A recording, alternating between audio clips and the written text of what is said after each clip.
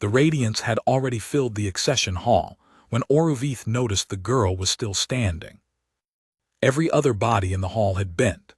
900 delegates from 40 species, arranged in their tiers of pale stone, had folded the moment the light came down, the Gelt lowering their long throats until the crowns of their skulls touched the floor, the SOMV collapsing their many legs beneath them, the Eichthen officers dropping their gauntlets to the tile with a sound like sleet. Oruvith himself was on the ground. He always was. He had administered accession for 311 cycles, had knelt before a radiance more times than he could count, and he had never once decided to do it. The decision was not his to make.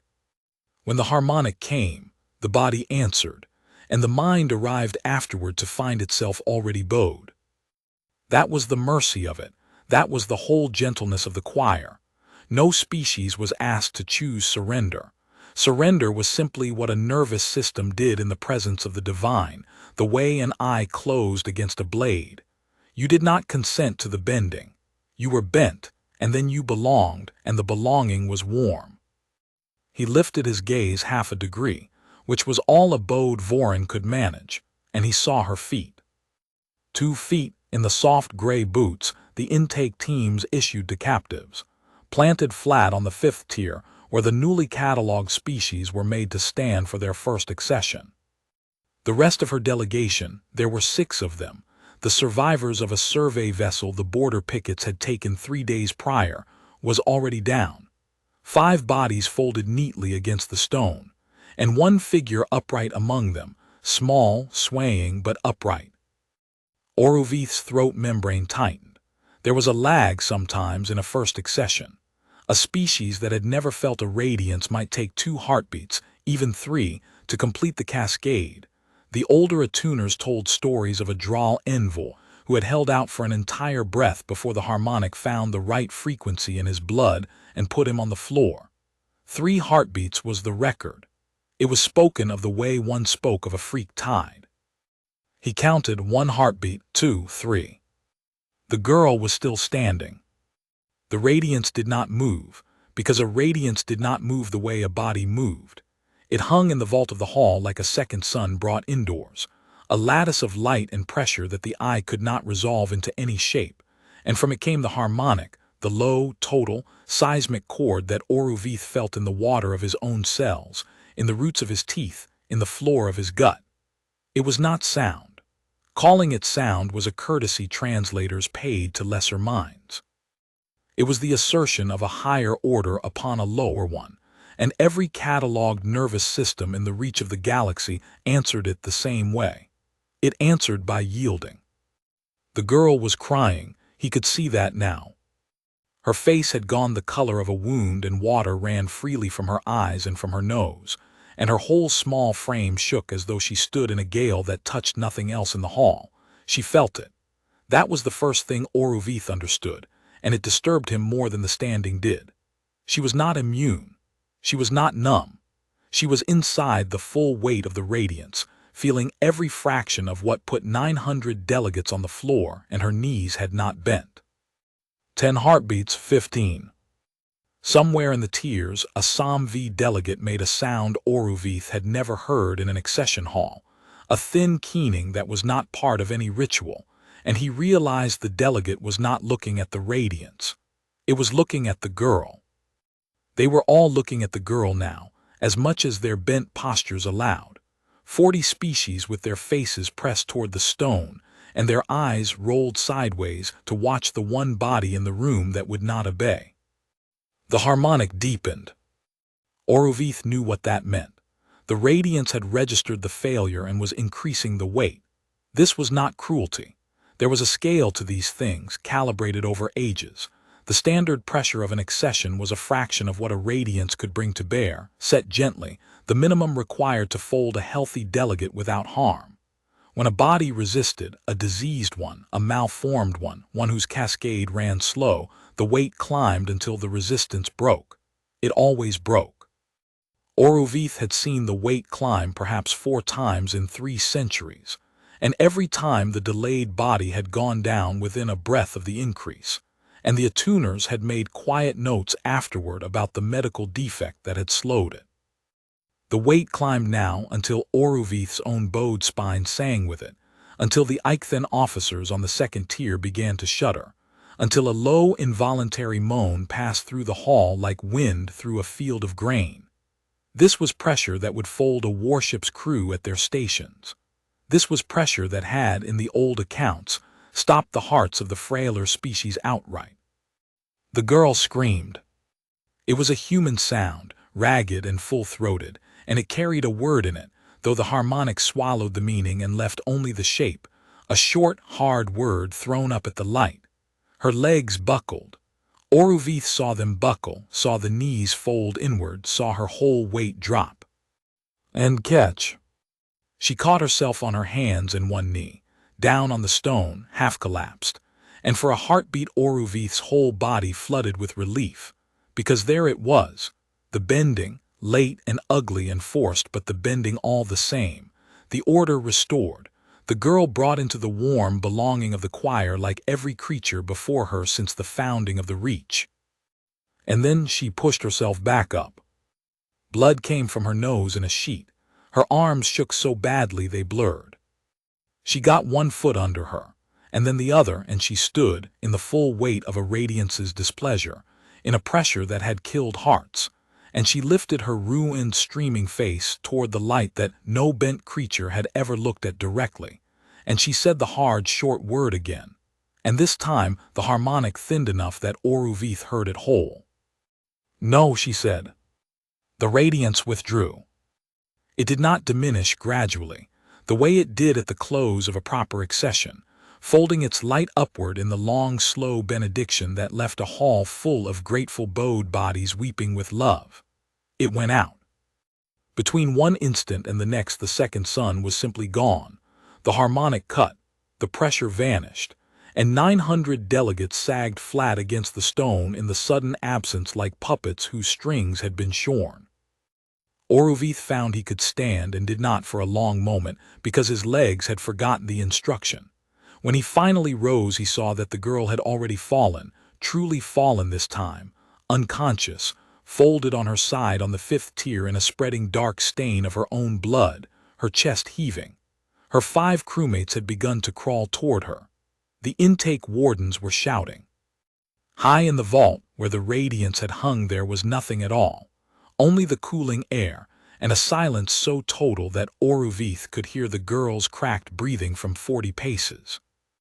He had spent 311 cycles believing that no mind in creation could refuse the choir, because refusal was not a thing a nervous system could do, any more than a stone could refuse to fall. He stood in the ringing quiet of the broken accession and understood that he had just watched a stone fall upward. The wardens carried her out on a float litter with her crew stumbling after, and the delegations were dismissed in disorder. And by the time Oruvith had made his way down from the officiant's dais, the first cantor was already waiting for him at the base of the hall, with 2 of the attuned flanking her, and an expression Oruvith had never seen on her broad gray face. First Cantor Yissar was old even by the standards of the attuners, so old that the harmonic no longer moved her the way it moved the young, her cascade worn smooth as a riverstone by 10,000 accessions. She was the senior voice of the choir for the whole meridian arm of the Reach, and Oruvith had watched her officiate 100 times without once seeing her hesitate over a word. She was not hesitating now. She was afraid. "You saw it," she said. "It was not a question." "I saw it," Oruvith said. His own voice sounded strange to him.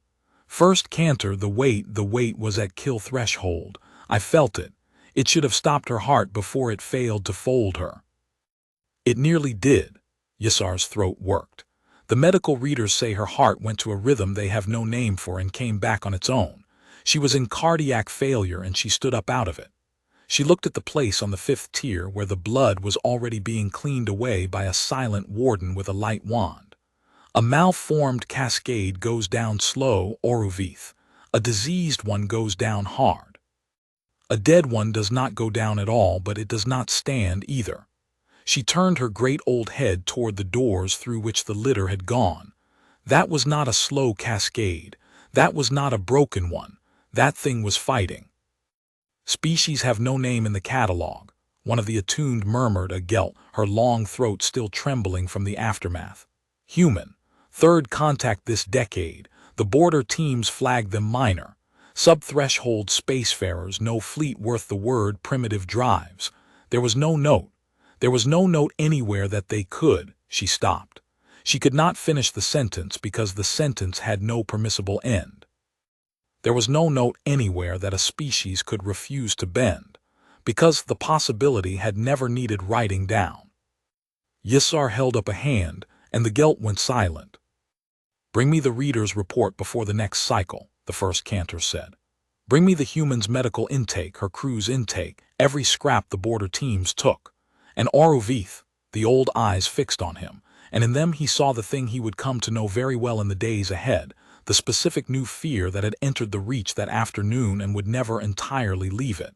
Say nothing of the wait. Say the accession was delayed by a medical fault and completed. That is the record. Do you understand me?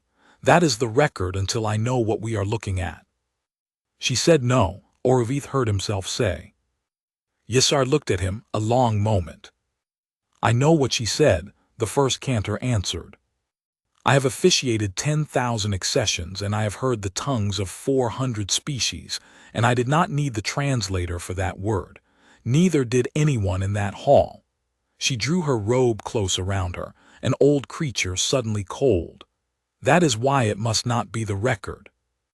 The neurological readers were the pride of the Kemen, and the finest of them was Senaru, and it took Senaru 4 days to admit to herself that the machines were not broken. She had been given the human within a cycle of the accession, transferred under a security seal so heavy that 3 of her own research staff were removed from the wing and questioned before she was permitted to begin. The order had come down the chain from the first cantor's office with a phrasing Senaru had never encountered in 40 years of service to the Reach's medical directorate. Locate and characterize the neurological fault preventing accession. Priority absolute. Findings to the first cantor alone. A fault. Senaru had read that word and felt nothing but professional interest. Faults were her whole life. Every species that failed to thrive under the choir failed for a reason written somewhere in its tissue, and she had spent her career reading those reasons. The cascade too slow, the receptor too sparse, the old sad malformations that made certain lineages sicken and die under a harmonic the rest of creation found sweet. She expected to find the same in the human, a malformation, a gap where the accession reflex should sit. Instead, she found the reflex. The human designation intake 6, personal name Mara Vance, biological female, 22 of her world's years, which the converters made roughly a third of the way through a Kemen adolescence, lay in the scanning cradle of Senaru's deepest reader, and let herself be read. That was the first thing Senaru logged that did not fit. The human was not sedated. The security protocol forbade sedation. The first cantor wanted the subject's responses uncontaminated by drugs. So Senaru had braced herself for a fighting captive, a screaming one, the way the drawl fought when you put them in a cradle. And instead the human had climbed onto the platform when the wardens indicated it, and lain down, and folded her hands on her stomach, and looked up at the ceiling of the reading chamber with an expression Senaru's catalog of species affect could not place. "You can start," the human had said when the silence went long. "I'm not going to do anything." She was afraid. Senaru's instruments were exquisitely sensitive, and they told her the human was afraid the entire time. The cortisol analogs high in her blood, the heart quick, the fine muscles of her hands tensed against the tremor that wanted to move through them. She was a young creature very far from her world, held by things she could not fight. And she knew it, and the knowing sat plainly in her chemistry. And yet she lay still and let the reader run and answered Senaru's questions in a flat, low voice. And when the great magnetic arrays came alive around her skull with the hum that made even Kemen technicians flinch, She only closed her eyes. Senaru mapped the human nervous system for 3 days before she brought the harmonic into the room. She mapped the sensory cortices, the deep limbic structures, the long braid of the spine. She found the amygdaline body that every catalog species possessed in some form, the seat of the fear that fed the accession cascade, and she found it not merely present but large, dense, richly connected. A human felt fear if her instruments read true, more completely and in more registers than most species Senaru had studied. She traced the cascade pathway itself, the ancient descending track that carried the command to yield from the fear seat down through the brainstem to the body, the track that in every other species ran clean and unbroken and ended in the motor centers that folded the limbs. In the human, it ran clean and unbroken too. The wiring was there. The reflex was there. Every anatomical component of the bending sat in the human skull, exactly where it sat in a Gelt's, or an Eichthen's, or Senaru's own. On the 4th day, she brought in a resonance emitter, a small caged device that could produce a thread of the harmonic, nothing like a radiance, 1,000th of a Hall's accession weight, but enough to trip the cascade in a bound Kemen or a caged Samvi, enough to make a research animal go limp with borrowed reverence. She had used it 1,000 times to watch the cascade fire on her readers. She wanted to watch it fire in the human. She wanted to see the beautiful clean pathway light up under a divine thread and carry its command down to the body. And she wanted to see where, in that last handspan before the muscles, the command failed. She set the emitter to 1/10 of its power and woke it. The human's fear seat lit like a struck match.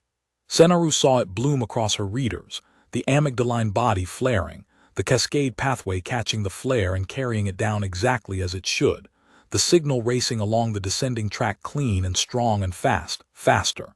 Senaru noted that in most species, a human cascade was a quick thing. Down through the brainstem, down to the last relay before the motor centers, the final junction where the command to yield became the act of yielding. And there the signal did not fail, it did not weaken, it did not hit a malformation and scatter. It stopped. Something at that last junction met the descending command and held it. Not blocked it, Senaru could see the yield command arrive intact, could see it pressing at the gate, but overlaid upon it, arriving from above, from the great folded mass of the human forebrain, came a second signal, broad and complex and utterly unlike anything in the cascade, and the second signal closed the gate. The body did not fold because a higher part of the human had reached down into the oldest reflex in the animal and taken hold of the last lever and refused to let it move. On the reading cradle the human had gone rigid. Her hands had clenched on her stomach. Sweat stood on her gray-pale skin and her breath came short and her eyes were open now, fixed on the ceiling, and Senaru understood that the human was doing this. It was not happening to her. She was holding a door shut against a thing that every other creature in the galaxy let swing wide, and it was costing her. Senaru could read the cost in every channel, and she was paying it. Senaru shut off the emitter. The human sagged. Her breath went ragged and then slowed. "Did I do it right?" the human said to the ceiling. Her voice was hoarse. Senaru did not answer, because Senaru had lost the power of speech for a moment, and stood among her machines with all her many-jointed limbs gone still, looking at a truth she had spent 4 days refusing. The reflex was not broken. There was no fault. The first cantor's order could not be fulfilled because its premise was wrong. The human could bend. Every piece required to bend her was present and functional, and under the thread of a harmonic, fired exactly as designed. The command to yield reached the last gate hole, and a human, given the fully loaded reflex that had ruled the nervous systems of the galaxy since before the choir first descended, reached down of her own will and held the gate closed. Every other species in creation was bent because it could not do otherwise. The human was upright because she decided to be. Senaru sat with that for a long while. Then she did a thing she would not have been able to explain to the directorate, a thing outside every protocol. She pulled a stool to the side of the cradle, and she sat down where the human could see her, and she asked a question that was not on any of her forms. "Does it hurt?" she said, holding it. The human turned her head. Her eyes were wet again, not weeping, just the body's water, the aftermath, and she looked at Senaru with that unplaceable expression, and after a moment she said, "Yeah, it hurts." "Then why?" Senaru said, and found she genuinely did not know the shape of the rest of the question. "Why not let go?" The human was quiet. On the readers, her chemistry moved through registers Senaru could measure but not name. "Because it's mine," she said at last. "The letting go, it's the only part that's mine." She looked back at the ceiling. "You can make me feel all of it. You made me feel like I was going to die in that room, and I believed it, I really did." A muscle worked in her jaw. "But the last inch, the actual going down, nobody gets to reach in and do that for me. That's the one thing. If I give you that there's nothing left, that's me." She swallowed. "So no, I keep it, even when it hurts, especially then." Senaru wrote none of it down.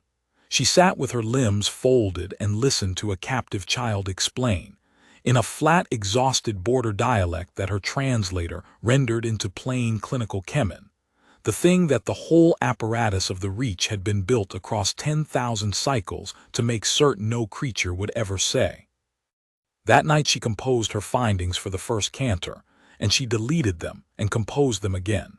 And in the end she wrote the truth in the plainest words she owned, because Senaru was a scientist before she was anything else, and she did not know how to write a result as a lie. The subject possesses a complete and functional accession cascade. No fault is present. Under harmonic stimulus, the cascade fires normally, and the command to yield reaches the terminal motor gate intact. Accession does not occur because a higher cortical process, under volitional control, arrests the command at the terminal gate. In the plainest terms available to me, the subject can bend and does not. The refusal is not a defect. It is a decision, and the subject is capable of making it under any stimulus intensity our instruments can safely produce. She read it over. Then she added one line, because it was true, and because she thought the first cantor should not learn it from anyone but a chemin who could stand behind the data. "If this trait is species-typical rather than individual," she wrote, "then the bending has never been law. It has only ever been reflex. And a reflex is not obeyed. It is merely suffered. The distinction has not mattered in the history of the Reach because until now no nervous system has been able to tell the difference. This one can." She sent it under the security seal, and she did not sleep. 3 cycles later the order came to test the rest of the crew. Senaru had expected it and dreaded it because she already knew what she would find, and finding it once could still be an anomaly, a single freak, a mutation, a defect in the other direction, a broken creature broken toward strength instead of weakness. The Reach could survive a single freak. She had half-composed the merciful version of the report in her mind, the version that called Mara Vance a lone aberration and let the catalog close over her, and the whole terrible question sink back into the deep where it had always safely slept. The crew of the survey vessel numbered 6. Senaru tested 5. The human called Vance she had already read. She ran each of them through the cradle exactly as she had run the first, under the same thread of harmonic, with the same readers watching the same last gate. The pilot, a broad, older male the others called Das, felt the harmonic and his cascade fired and reached the gate and stopped, held from above, the same second signal closing the same door. He gripped the sides of the cradle until the material creaked, and he said something short and unrepeatable, and he did not bend. The engineer bent halfway, went down to one knee, gasping, further than the others, and then dragged herself back up with her whole face shaking, exactly as Vance had done in the hall, the reflex nearly winning and the will taking it back. The youngest, a male barely into what the converters called adulthood, wept the entire time and shook so hard the readers struggled to track him, and did not bend. The navigator did not so much as sway. The last of them, a quiet gray-haired female who the intake notes said had been the vessel's cook and nothing more, no soldier, no scientist, no one the Reach would have marked as dangerous by any measure it possessed, lay in the cradle under a harmonic that folded warship crews and looked at the emitter with something ScienceFiction's AFIC catalog finally, reluctantly, identified as contempt, and said in a voice like dry stone, "Turn it up if you want. I've buried a husband and 2 friends this year. You think your light scares me more than that did?" 5 for 5, 6 for 6. ScienceFiction shut down the reader and sat in the dark of her chamber and understood that the merciful report would never be written, because there was no aberration to write it about. It was not one broken creature. It was the species.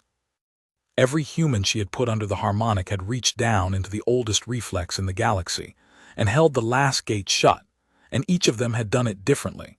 One with rage, one with grief, one with sheer shaking endurance, one with cold contempt, as though the refusal were not a single mechanism at all but a whole grammar of refusals, a thing the species had as many ways of doing as it had individuals to do it.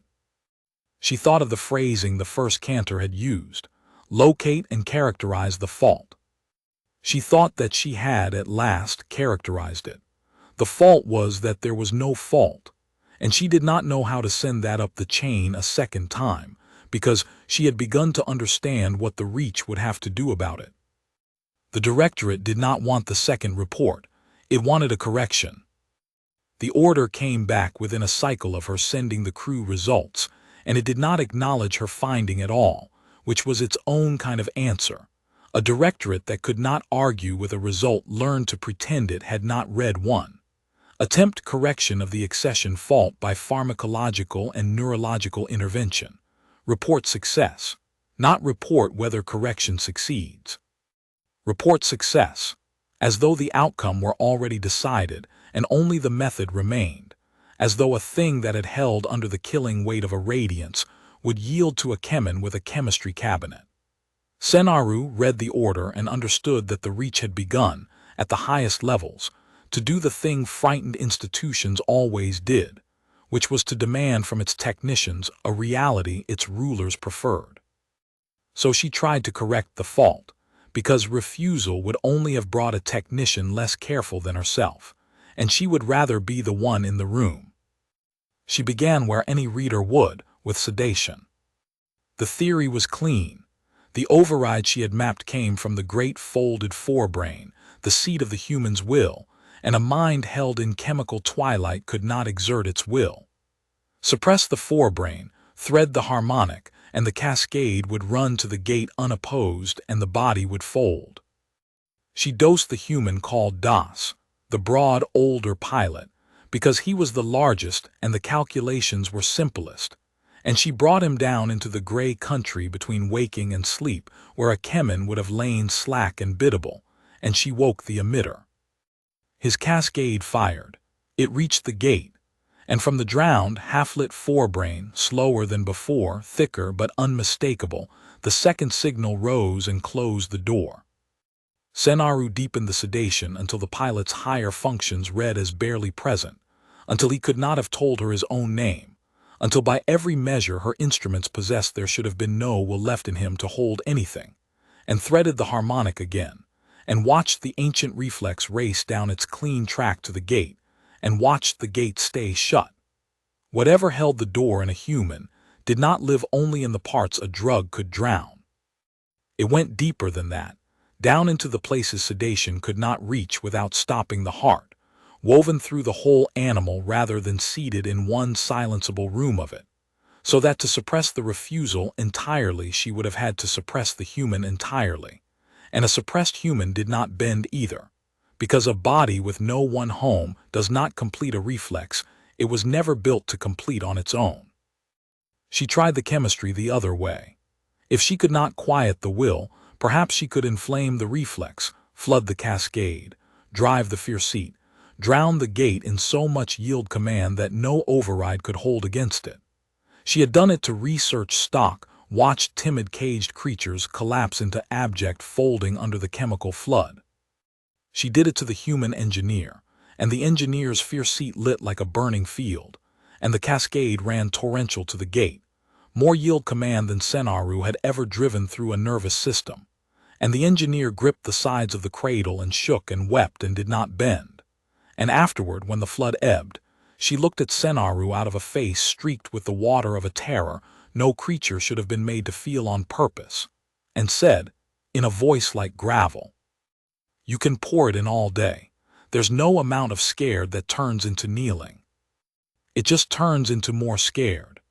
And Senaru, who had built a career on the certainty that enough fear folded anything, wrote that sentence into her private record and sat with it a long while, because it was the whole of the thing, said plainer than her instruments could say it. She tried, last and most quietly, the intervention she had hoped to avoid, the fine neurological one, the direct approach. A filament laid against the terminal gate itself to force the last relay closed from the outside, to make the body fold whether or not the mind consented. It was the crudest tool she owned and the most honest about what the correction actually was, which was not a healing but a puppetry. She laid the filament and fired the gate directly, bypassing the will entirely, and the human's leg folded, the knee bent, the limb went down, the puppet string pulled, and Senaru felt, for one instant, the sick relief of a correction achieved. And then she understood what she was looking at, and the relief curdled. The leg had bent. The human had not. There was a difference, and it was the whole difference, and her instruments showed it to her without mercy. A folded limb driven by a filament, and above it a mind entirely awake and entirely unbent, watching its own leg be moved by a stranger's machine with an expression Senaru's affect catalog had no trouble at all placing this time, because it was the same expression she had begun to wear herself. She switched off the filament. The leg came back up. "You can make my body do things," the human said quietly. It was the navigator, the one who had not so much as swayed under the emitter. "You proved that. Congratulations. You can push my knee with a wire." She looked at Senaru, and there was no fear in it now, only a terrible flat clarity. "But you and I both watched it. That wasn't me kneeling. That was you moving a leg. The kneeling's the part where I agree, and you can't get a wire into that because it isn't anywhere. It's not a place. It's just the answer, and the answer's no." Senaru ended the correction protocol that night and wrote the directorate a report of exactly one line, because it was all the reach had left her the honesty to say. "The fault cannot be corrected because it is not a fault and not a mechanism. It is an answer, and no instrument I possess can reach the place an answer is given." She sent it, and knew it would not be acknowledged, and knew that the next order would have to come from somewhere higher and colder than a medical directorate, from a room that did not yet exist and would have to be built for the purpose. The first cantor convened the closed session in a chamber that had no name, because it had never before been needed. Oruvith was summoned to it as the officiant of the failed accession, and he came expecting a tribunal, and found instead a small frightened council of 6 seated around a table of black glass in a room deep beneath the Meridian Temple, a room the attuned used for nothing, kept sealed against the harmonic itself, so that even a radiance passing overhead could not hear what was spoken inside. Yissar sat at the head.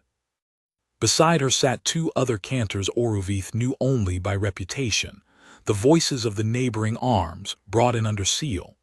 Across from them sat the Kemen reader, Senaru, small and still and precise, her report already read by everyone present, and lying between them on the black glass like something that might detonate. And at the foot of the table, uninvited by any protocol Oruvith understood but present all the same, sat a soldier. Marshal Toon of the Eikthen wore the gray of the Reach's enforcement fleets, and the harness of a species that had acceded 11,000 cycles ago, and had spent every cycle since as the choir's hand where a hand was required. The Eikthen were the Reach's oldest soldiers. They had burned worlds for the choir.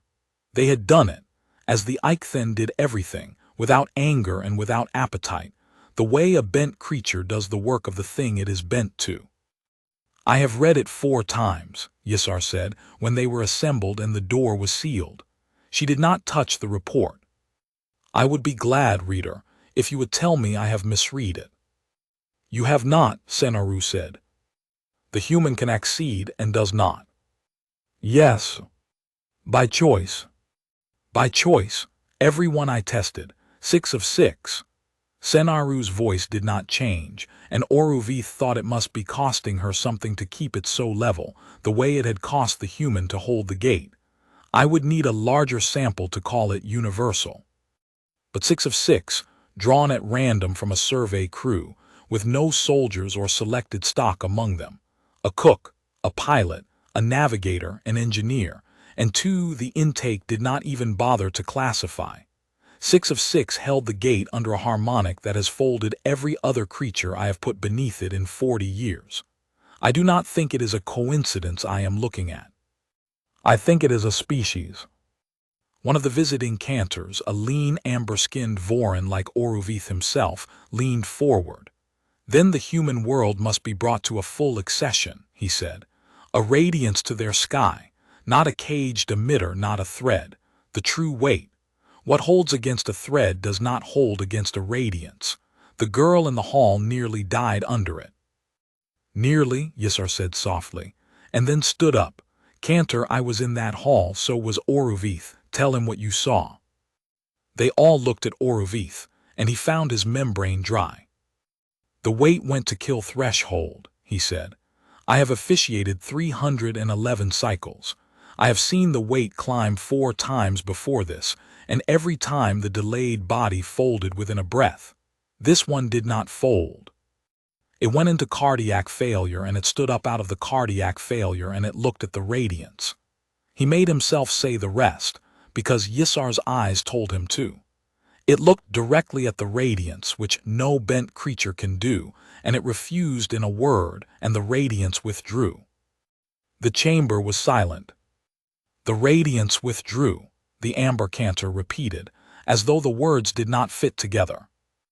I have officiated 10,000 accessions, Yisar said, and I have never once seen a radiance end one. The accession ends when the hall is bent, and it ends in benediction. This one ended when a child said no, and it ended in flight. She let the word sit in the sealed air. I do not know what a radiance felt in that hall. I am not permitted to know the mind of the choir, and I would not claim to. But I have stood beneath them 10,000 times, and I know the shape of their attention the way you know the weather of your own world. And I am telling you that when that light went out, it did not go out in mercy or in judgment. It went out the way a hand pulls back from a flame. Marshal Toon spoke for the first time. His Eichthen voice came through the translator flat and cold, and without any of the fear that had crept into every other voice at the table. Then the answer is simple, he said, and I do not understand why 6 of the Reach's finest minds are sitting in a sealed room afraid to say it. You have a world of creatures that cannot be brought into consonance. A world that a radiance itself declines to press. You do not study it. You do not test it further. You do not bring more of them here to be read and questioned and given the chance to explain themselves to your readers. He turned his flat gaze on Senaru, and there was no cruelty in it, only the terrible tidiness of the bent soldier. You end it, quietly, completely, before a single other species learns that such a world exists, a pathogen you have already handled 1,000 times. Wipe the survey crew, wipe the border records, send the fleets to their star and unmake it, and let the human world become a thing that never was. The Reach has done it before to lesser threats than this. They are not a pathogen, Marshal, Senaru said. They are worse than a pathogen, Toon said, and for the first time something moved under the flatness. Something Oruvith realized with a slow chill was the Eichthen version of fear, expressed as method. A pathogen kills the body. These kill the thing the body kneels to. You have all read the reader's report, and none of you has said its last line aloud, so I will. If the bending is not law but only reflex, then the choir does not rule creation. Creation simply flinches from it, and has always simply flinched from it, and the flinch has been mistaken for a throne for 10,000 cycles. He set his gauntlets on the black glass. There is a world out there full of creatures who do not flinch, who feel the full weight of a radiance and hold a door shut against it out of nothing but their own will. If that fact walks free in the reach, if one Gelt delegate, one Samvi, one of your own attuned, ever truly understands that the thing on the floor beside them was not compelled but only chose, then the reach ends. Not in war, in arithmetic. Every bent species in creation will do the sum, and the sum is that they were never bound at all. He sat back. Wipe them. It is not cruelty. It is hygiene. No one answered him for a long moment. Oruvith found he could not look at the marshal, and could not look away from Senaru, who sat across the black glass with her small, precise stillness, and met the soldier's argument without flinching, which Oruvith thought was itself a kind of terrible answer to it. "I want to show the council something," Senaru said at last, "before it decides to unmake a world on my data." The border teams took the human vessel's records along with its crew, archives, their own recordings of their own world, carried the way any far traveler carries images of home. I have been through them. She lifted one jointed limb and the black glass woke, and a pane of light rose over the table. "The marshal says these are creatures who cannot bend. He is wrong, and the way he is wrong is the thing this council needs to understand before it acts." The pane filled with a human world. Oruvith had never seen a species home the way its own people saw it, unflattened by the catalog, and for a moment he simply looked. Blue water under a yellow star, crowded stone cities, and then the images the reader had chosen, a vast hall full of humans, thousands of them kneeling, rows upon rows of bent human bodies, foreheads to the ground, in a great silent building full of light. Senaru let it hold. "They kneel," she said. "You see, they kneel in their thousands. This is a place of what their records call worship. They go to it freely, and they bend there of their own will to a thing they cannot see and cannot prove, and have never once been compelled by any harmonic to acknowledge. No radiance has ever visited that hall. Nothing pressed them down. They chose it." Image changed. A single human kneeling in a field of pale stone markers, one hand flat against a stone, head bowed, shoulders shaking. "They kneel in grief," Senaru said, "before their dead, freely." The image changed again, a human going down on one knee before another, holding up a small bright ring, and the second human weeping and lifting the first back to their feet. "They kneel to bind themselves to one another, freely." Again, a line of human soldiers, bent-kneed before a folded colored cloth. "They kneel to what they have lost in war, freely. Marshal, they are not creatures who cannot bend. They are the only creatures in the catalog who can bend and cannot be bent. For every other species in the reach, the bow is a thing done to it.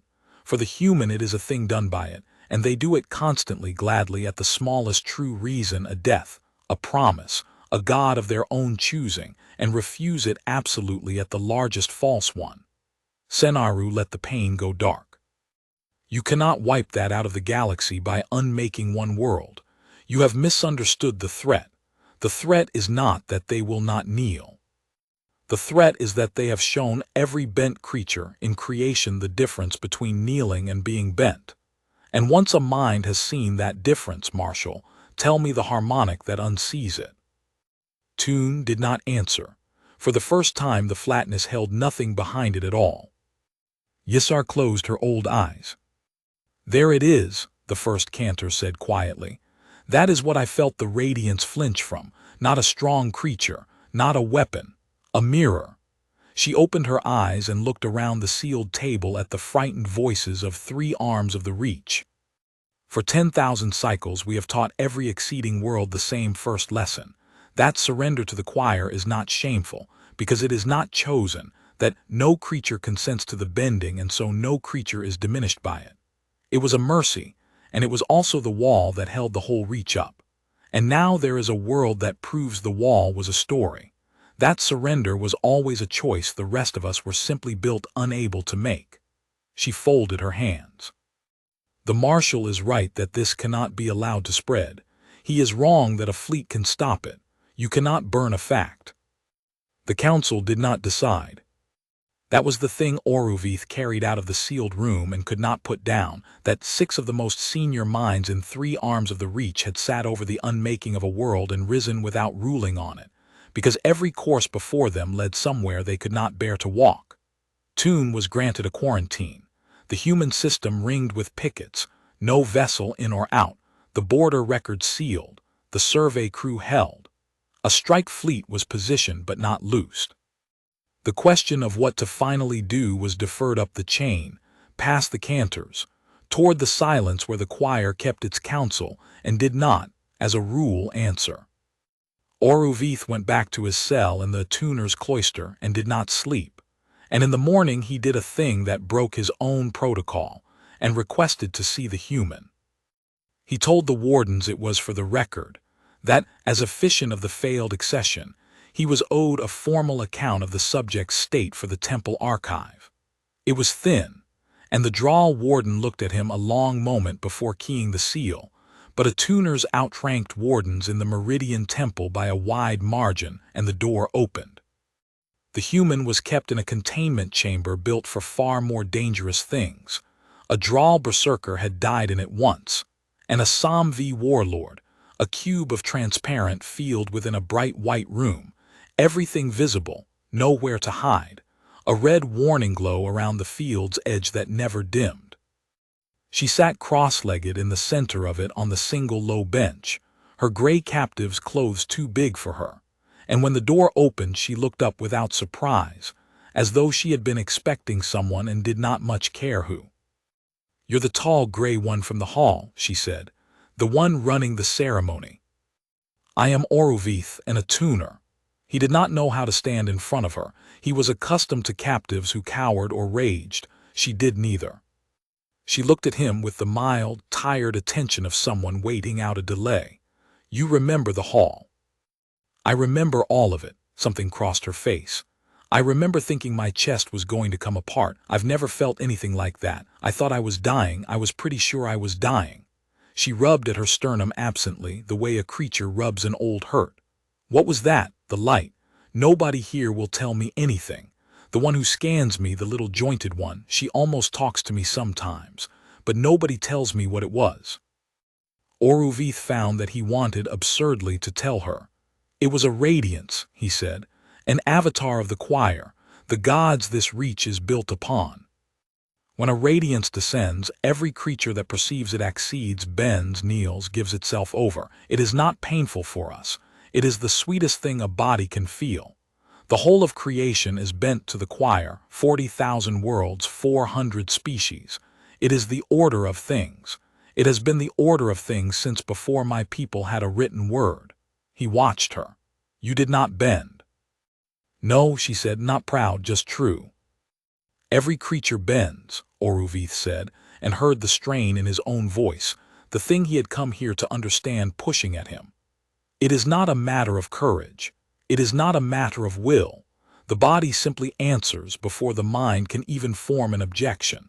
I have knelt before a radiance 1,000 times, and I have never once decided to. I could not decide not to. There is no lever in me to pull."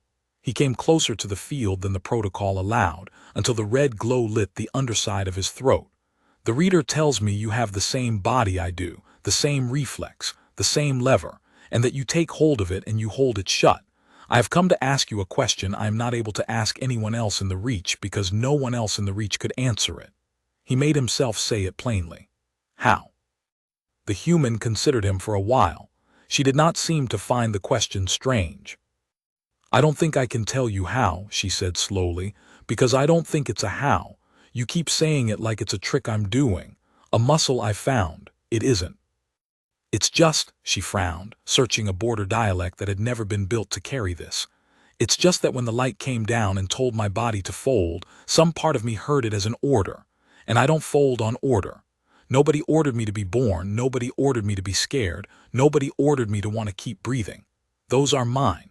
And then this thing shows up and says the ending, the going down, that part's not mine, that part belongs to the light." She shook her head. "No. I felt every bit of the fear. I'm not brave. I want you to understand that. I was more afraid in that hall than I've ever been in my life, and I'm afraid right now, sitting here, of you, of all of you, of what happens to me. The fear was real. The fear was total." She looked up at him. The fear just doesn't get to decide. That's the only difference. In me, the fear is a passenger. It doesn't drive. For every other creature in creation, Oruvith said quietly, the fear drives. Yeah, her voice went gentle, and it was the gentleness that undid him because it held no triumph at all, only something that looked terribly like pity. I figured that out in the hall, when I was standing there dying and I looked around and everybody, all of you, all those thousands, you'd all gone down like the same wind hit you, and none of you looked ashamed. That was the part that got me. You looked, she hunted the word, relieved, like it felt good. Like going down was the nicest thing that had happened to you all day. She wrapped her arms around her knees. That's when I stopped being able to fold. Not because I'm strong, because I couldn't stand the idea of it feeling good, of my body being glad to give itself away. I'd rather it hurt. I'd rather stand up bleeding than kneel down happy. She looked at him, and the pity in her face was the worst thing Oruvith had ever been shown. I'm sorry, I know it's your whole life. I'm not trying to take anything from you. I just can't do the thing you do. I've never been able to. None of us can. Oruvith stood before the red-lit field and felt something happen in him that had never happened, and it terrified him more than the failed accession had, more than Toon's cold arithmetic, more than anything in the long, ordered certainty of his life. He felt the gate. It had always been there, of course. The reader had found it in him too, the same last junction where the yield command became the yielding, the lever the human held and he could not. He had lived his whole life on the far side of that lever and never once perceived it, because a creature does not perceive a thing it has never been able to move, the way an eye does not perceive the blood vessels laid across its own sight. But he had spent an hour now in a bright white room listening to a young human explain, without pride and without contempt, that the lever existed, that it could be held, that the holding was the only thing in her that was truly her own, and something in Oruvith had turned, for the first time in 311 cycles, to look at his own lever. And having looked at it, he could not stop seeing it. He did not know if he could ever hold it. He suspected he could not. The humans said the ways of refusing were as many as the creatures that refused, and perhaps his people, bent 10 million years deeper than hers, had worn the lever down to a nub no will could grip. But he knew now that it was there. He knew now that every time he had gone down before a radiance in the sweetest feeling a body could hold, he had gone down because his hand had never once tried the lever, and not because there was no lever to try. Senaru had written it in her report. Once a mind has seen the difference, tell me the harmonic that unsees it.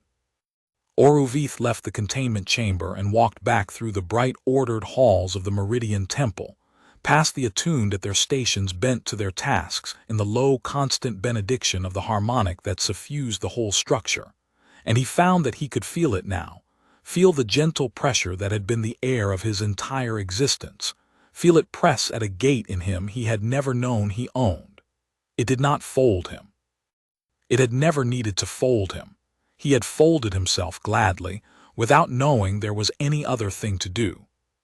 He reached his cell and shut the door and sat in the dark, and for the first time in his life, the attuner Oruvith was aware that he was, at every moment of every cycle, choosing not to stand.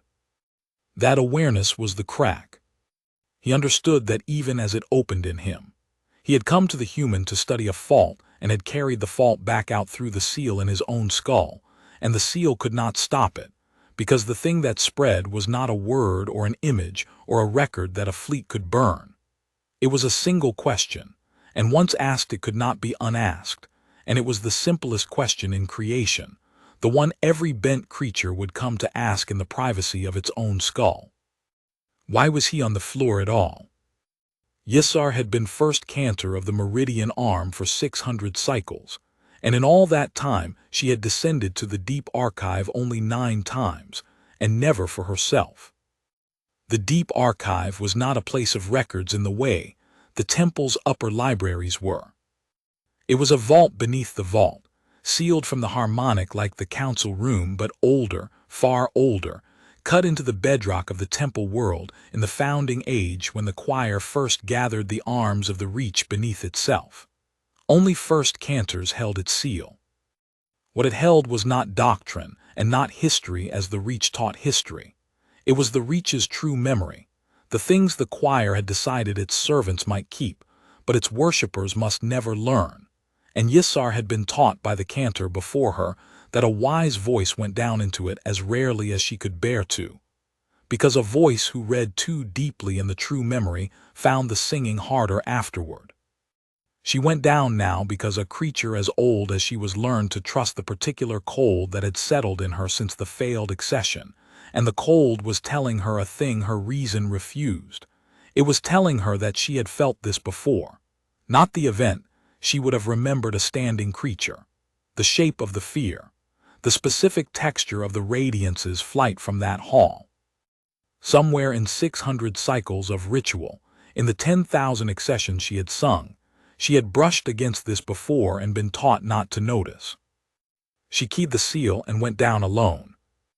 The true memory answered her query slowly in the old glyph light, grudging as deep water. She asked it for precedent.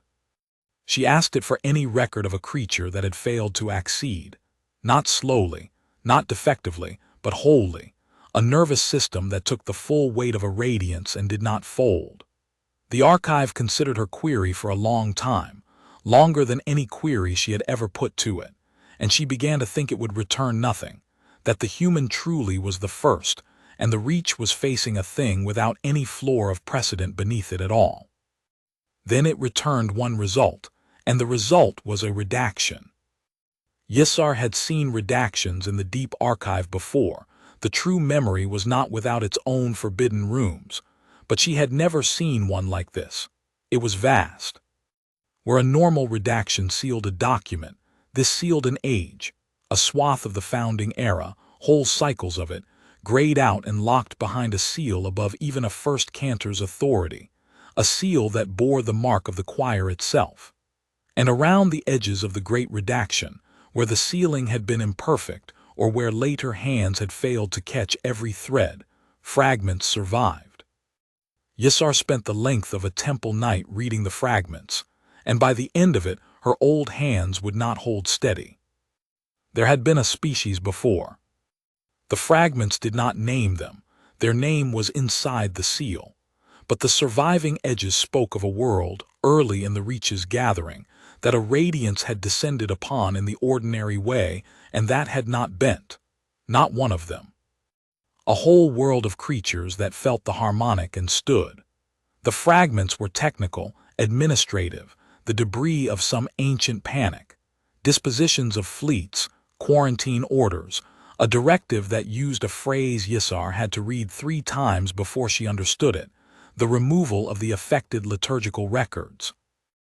And then, at the ragged edge of the seal, a single preserved line from what must have been a cantor's account of that age, a line the sealers had missed because it had been copied into a work of doctrine and thereby escaped the redaction. They could not be brought into consonance, so they were brought into silence, and the choir gave us the mercy that no world after them should ever learn what they had been able to do. The mercy. Yissar sat very still in the glyph light of the deep archive and understood. The mercy was the first lesson. It was the foundation of every accession she had ever sung, the doctrine she had spoken 10,000 times to 10,000 newly bent worlds, the gentle truth that had comforted 40,000 worlds across 10,000 cycles. That surrender to the choir was not chosen and so brought no shame, that no creature consented to the bending, that the bow was done to you, not by you, and therefore you were not diminished by it. She had always believed it a kindness. Every attuner did. It was the kindest doctrine in the reach, the balm they laid on every freshly conquered world. Do not grieve, you did not yield, you were simply made to belong as all things are. And it was a wall. It had always been a wall. The choir had not given creation the mercy to comfort it. The choir had given creation the mercy to make certain that no bent species would ever suspect the truth the vanished world had proven, that the bow could be refused, that the lever could be held, that surrender had been a choice all along, and the rest of them were simply built to make it without noticing. The doctrine that surrender is not chosen existed for one purpose across 10,000 cycles, to make sure no creature ever tried to choose otherwise. You do not reach for a lever you have been taught does not exist. The whole theology of the reach, the sweetness, the relief, the not being ashamed, all of it was a single vast redaction laid across the memory of the ones who stood, so that they might never come again. They had come again. Yisar climbed out of the deep archive as the temple's false dawn came up, and she did not go to the council, and she did not go to the strike fleet, and she did not, for the first time in 600 cycles, know what a first cantor was for. Her whole office had been built on the mercy. She had spent her life as the kindest liar in 3 arms of the reach. And she found, climbing back into the bright harmonic-warmed air of the upper temple, that she could not stop performing the calculation the marshal had named the arithmetic of the bent, because she had just learned that the choir itself had performed it once, long ago, and had been so frightened by the answer that it had rewritten the memory of the galaxy to hide the question. She found Senaru in the medical wing before she had decided to look for her. There was one before, Yisar said without greeting, a world, in the founding age. It did not bend and the choir erased it, and then it built the whole of our doctrine to make sure the memory could never recur. She heard her own voice flat and far away. The reach is not a kingdom, reader. It is a quarantine. 10,000 cycles of theology, 40,000 worlds, all of it, a firewall around a single fact the choir could not kill. And the fact has walked back into the reach on a survey vessel, 6 of them, a cook and a pilot and a child who says she is not brave. Senaru was quiet for a moment. Then she said, "The marshal will hear of this. He will say it proves him right, that the founders were right. Erase the human world as the vanished one was erased, restore the quarantine, seal the memory again." "He will say it," Yisar agreed. "And you?" Yisar looked at the small, precise Kemen who had refused to write a lie, and thought of the human child who had told an attuner she was sorry, that she was not trying to take anything from him, that she simply could not do the thing he did. She thought of 10,000 cycles of newly bent worlds weeping with relief in her halls, as she told them their surrender was no surrender. "I have sung the mercy 10,000 times, Yisar said. "I believed it was a kindness.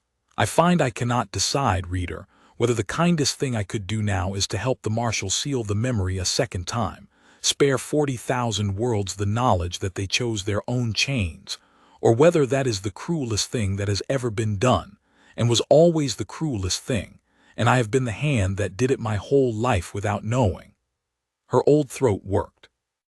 "I have never in 600 cycles not known what I was for.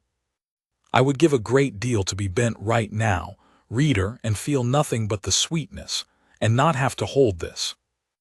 "That," Senaru said gently, "is what the human said too, that she would rather it hurt." The order came before the temple's next false dawn.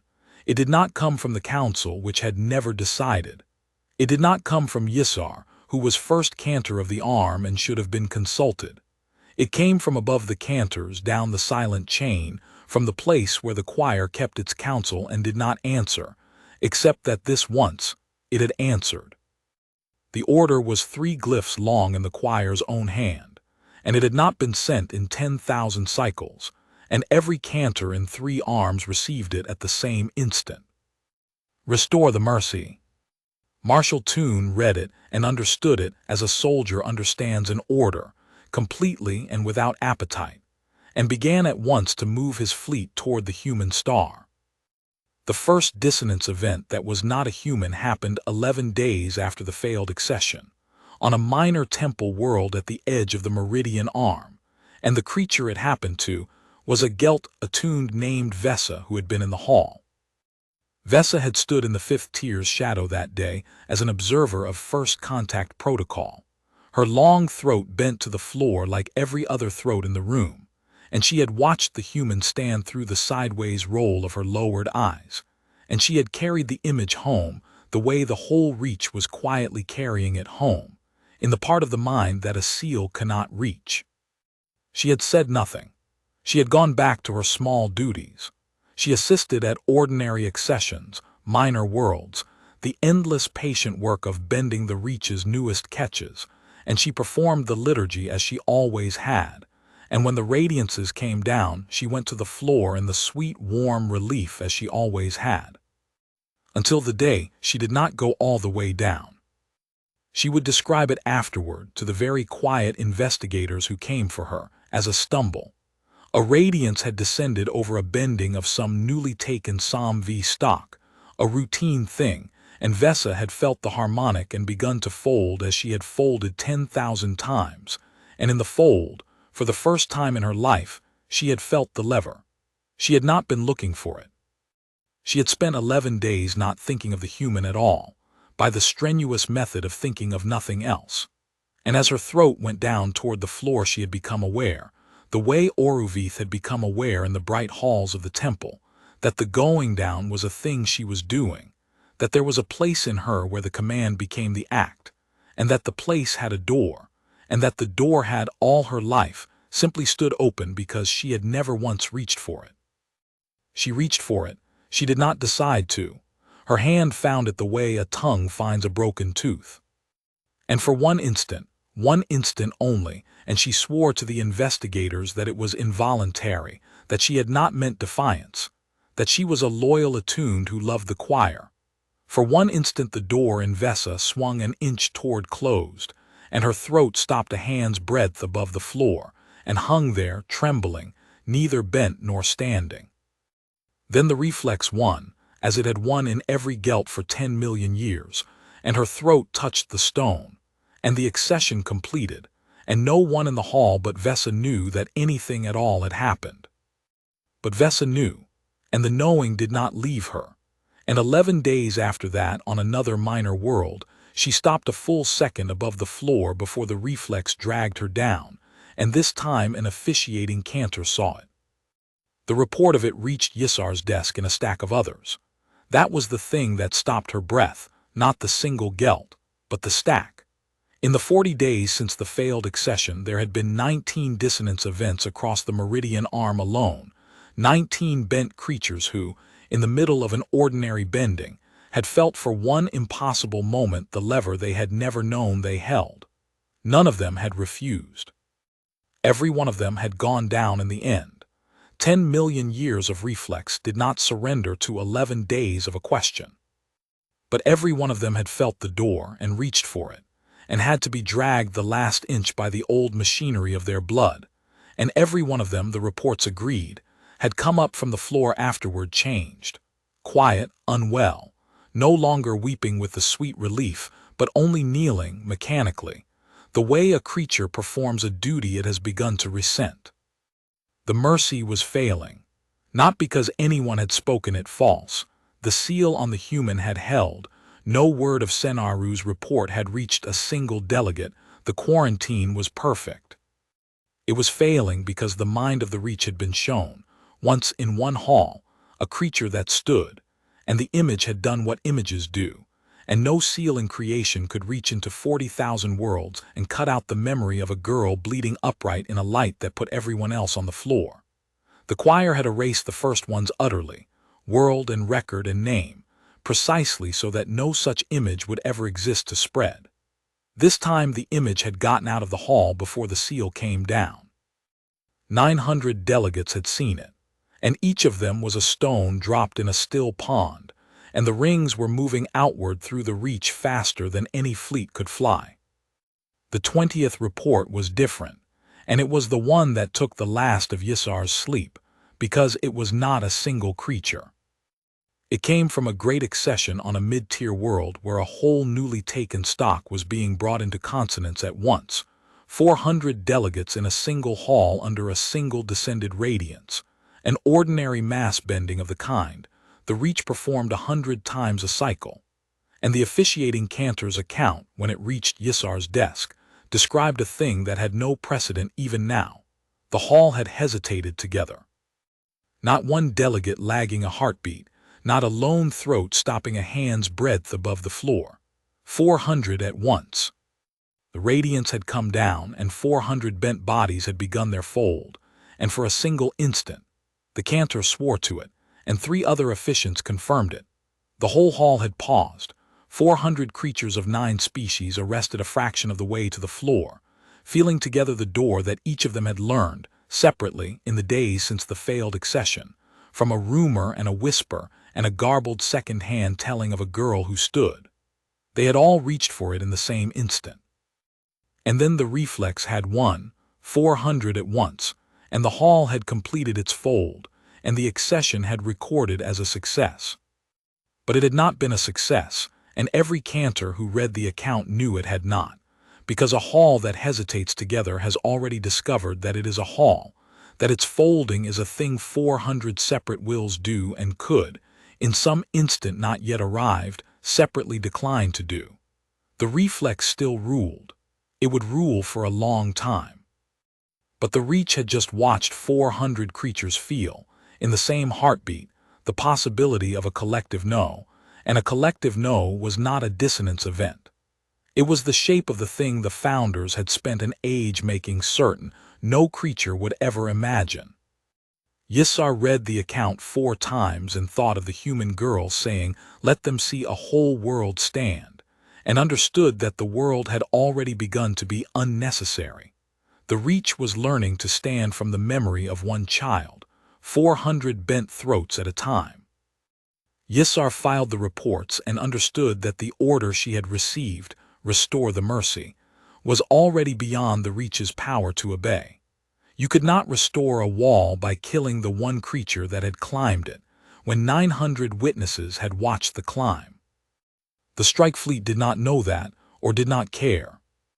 Marshal Toon stood on the command deck of the flagship and drove his ships toward the human star with the tidy relentlessness of the bent soldier, and he carried in his hold the instrument that made the fleet more than a fleet, a radiance.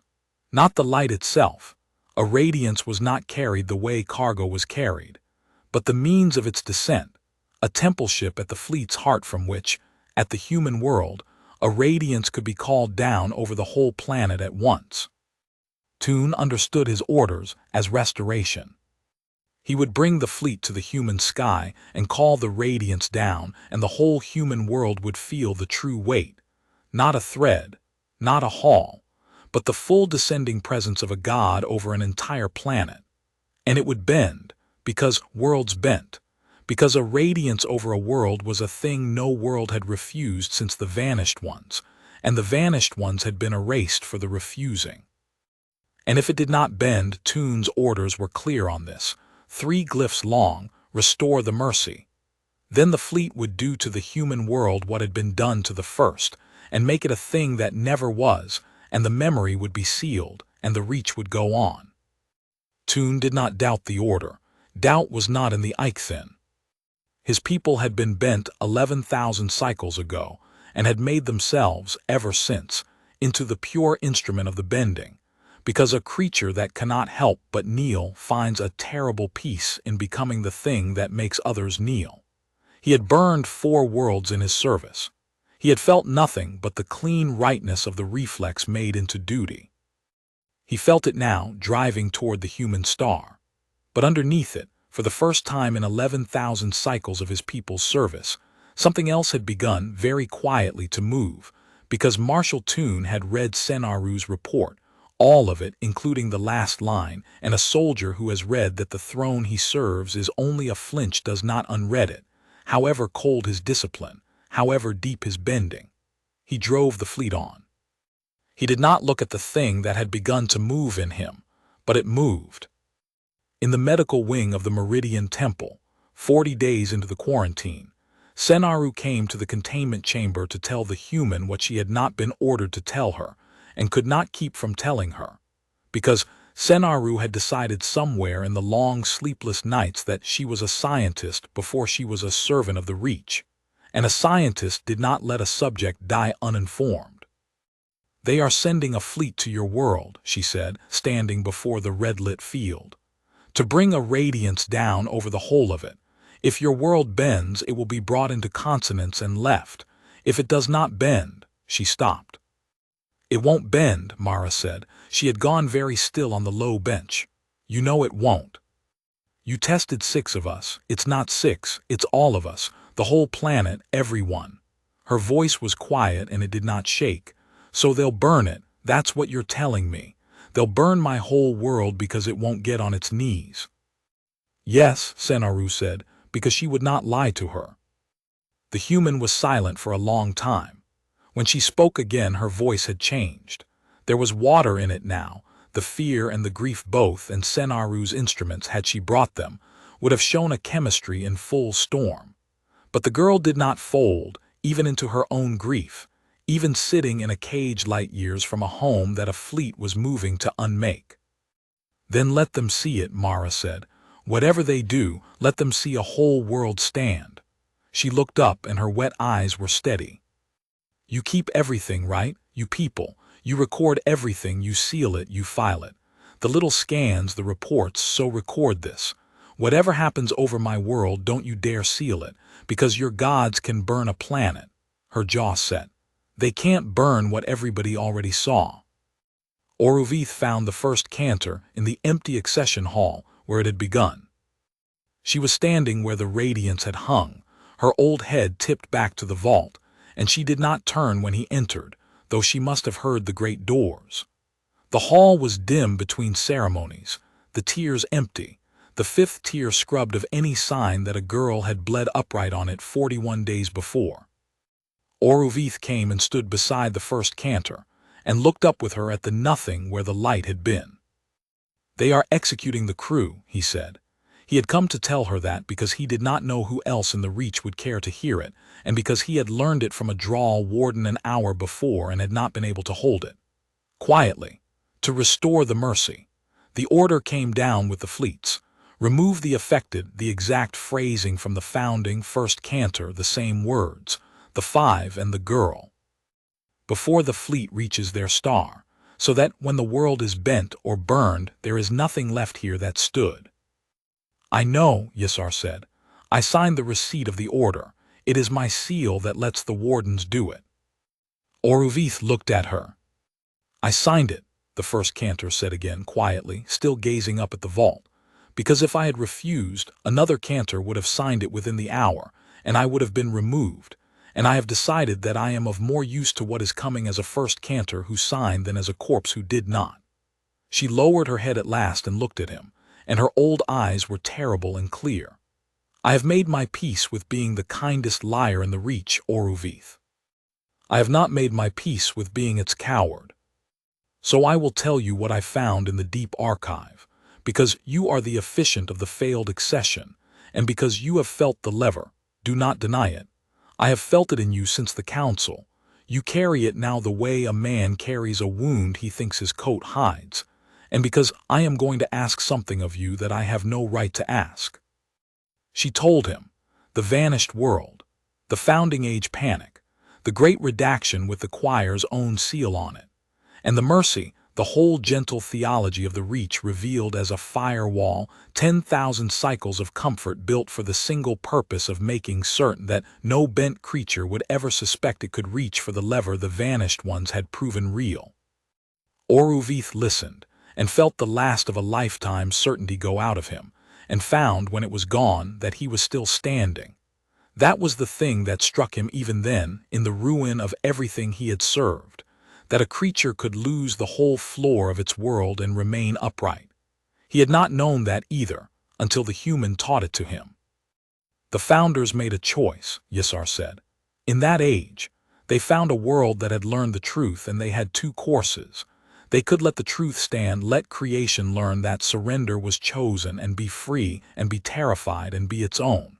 Or they could kill the world and seal the memory and give the Reach the mercy and buy 10,000 cycles of peace with a lie. They chose the lie. And I have spent 600 cycles believing the lie was a kindness, and I think, Oruvith, I am old and I may be wrong, that it was the cruelest thing that has ever been done in creation, and that I have been its instrument, and that I am being asked this cycle to do it a second time. She drew a breath. And I will not. That is what I have decided, standing in this hall. I signed the order for the crew because I could not stop it, and staying is worth more than dying. But I will not help them seal the memory a second time. The founders erased the first ones so completely that not even the deep archive holds their name. This time there are 900 witnesses, and a full reader's report, and a scan record of a human nervous system holding the lever under stimulus, and I am going to make certain that when the Reach seals all of it away, and it must, the order has already come, the seal is imperfect, that the fragments survive, that some later first cantor in some later age goes down into the deep archive as I did and finds at the edge of the redaction enough to reconstruct the truth. Her old hands had begun to shake, and she let them. The founders left me fragments by carelessness. I will leave the next age fragments by design. That is the whole of what one old liar can do. And I need you to help me do it, because a first cantor's seals are watched, and an attuner of no importance can carry a record where a first cantor cannot. Oruvith was quiet for a long moment. The human asked the reader the same thing, he said. The Kemen told me, she said, do not seal it, let a whole world stand and do not seal what everyone saw. He looked up again at the empty vault. I have knelt in this hall 1,000 times, first cantor, and I never once knew I was choosing it. I would like, before the end of whatever this is, to choose something once, on purpose, knowing that I am doing it. He turned to her. Tell me what to carry and where. They did not embrace, their peoples did not. But Yissar laid one gray hand against the side of Oruvith's bent throat for a moment. In the old gesture an attuner makes over a creature freshly brought into consonance, the benediction of belonging, and used it this once to mean the opposite. To mean, you are your own. Go and be your own. The fleet reached the human star 61 days after the failed accession. Marshal Toon brought his ships out of the deep in the outer dark of the human system, and arrayed them with the tidy patience of his kind, and he looked upon the human world for the first time in the long-range instruments. A small blue world under a common yellow star, ringed with the crude, glittering debris of a young spacefaring species. No fleet worth the name, no defense that would trouble a single one of his ships. He had burned 4 worlds better defended than this. By every measure the Eikthen possessed, the human world was nothing. A minor catch, sub-threshold, primitive, the kind of world his fleet processed and forgot. And Toon stood on his command deck and felt, looking at it, a thing an Eikthen was not built to feel, and had no clean word for, and named to himself at last correctly. He was afraid of it. Not of its ships, not of its weapons. Of the blue world itself, small and undefended and full. His instruments told him of some 8 billion of the creatures, 8 billion nervous systems, each carrying the lever, each capable of the thing the girl in the hall had done, an entire planet of minds that would feel the radiance descend over their sky and would, every one of them in 8 billion private ways, reach down and hold the door shut. He had come to bend a world or burn it. He understood, looking at the blue world, that he had never in 11,000 cycles been sent against anything like it, and that the 3 glyphs of his order had been written by something that was also afraid, and that fear, not doctrine, was the true content of the command he carried. Call the radiance down, Toon said, because he was the fleet's hand, and the hand does not hesitate. Over the whole of the world, the true weight, let us see it bend. At the heart of the fleet, the temple ship woke, and began the long, slow calling that would bring a god down over an entire planet. And Marshal Toon of the Eikthen stood on his command deck above a small blue world and waited to learn whether 8 billion creatures could do what one bleeding girl had done, and felt, in the waiting, the lever in himself, which he had felt since he read the report and had not once let himself touch. He touched it now, only to know it was there. He told himself only to know it was there. The radiance came down over the human world at what the fleet's instruments recorded as the 9th hour of the temple ship's calling, and Marshal Toon watched it happen through every sensor his flagship owned, because a radiance over a whole planet was a thing no Eikthen had seen in 11,000 cycles, and he wanted the record complete. It did not descend the way it descended in a hall. A hull received a fraction, a shaped and gentled portion, the minimum weight to fold 900 bodies. This was the whole of it, unshaped. A god brought to bear upon a world, and even at the fleet's standoff distance, even shielded, even bent already and permanently as he was, Toon felt the edge of it reach across the void and find the lever in him and press, and it was all he could do to keep his gauntlets on the rail. His crew went to the deck. The whole command deck of the flagship, hardened veterans of 4 burnings, folded where they stood in the sudden overspill of a radiance calling down on a planet 100,000 leagues away, and Toon stood alone among them holding the rail, not because he was stronger but because he had been touching the lever for 61 days and had learned, a little, where it was.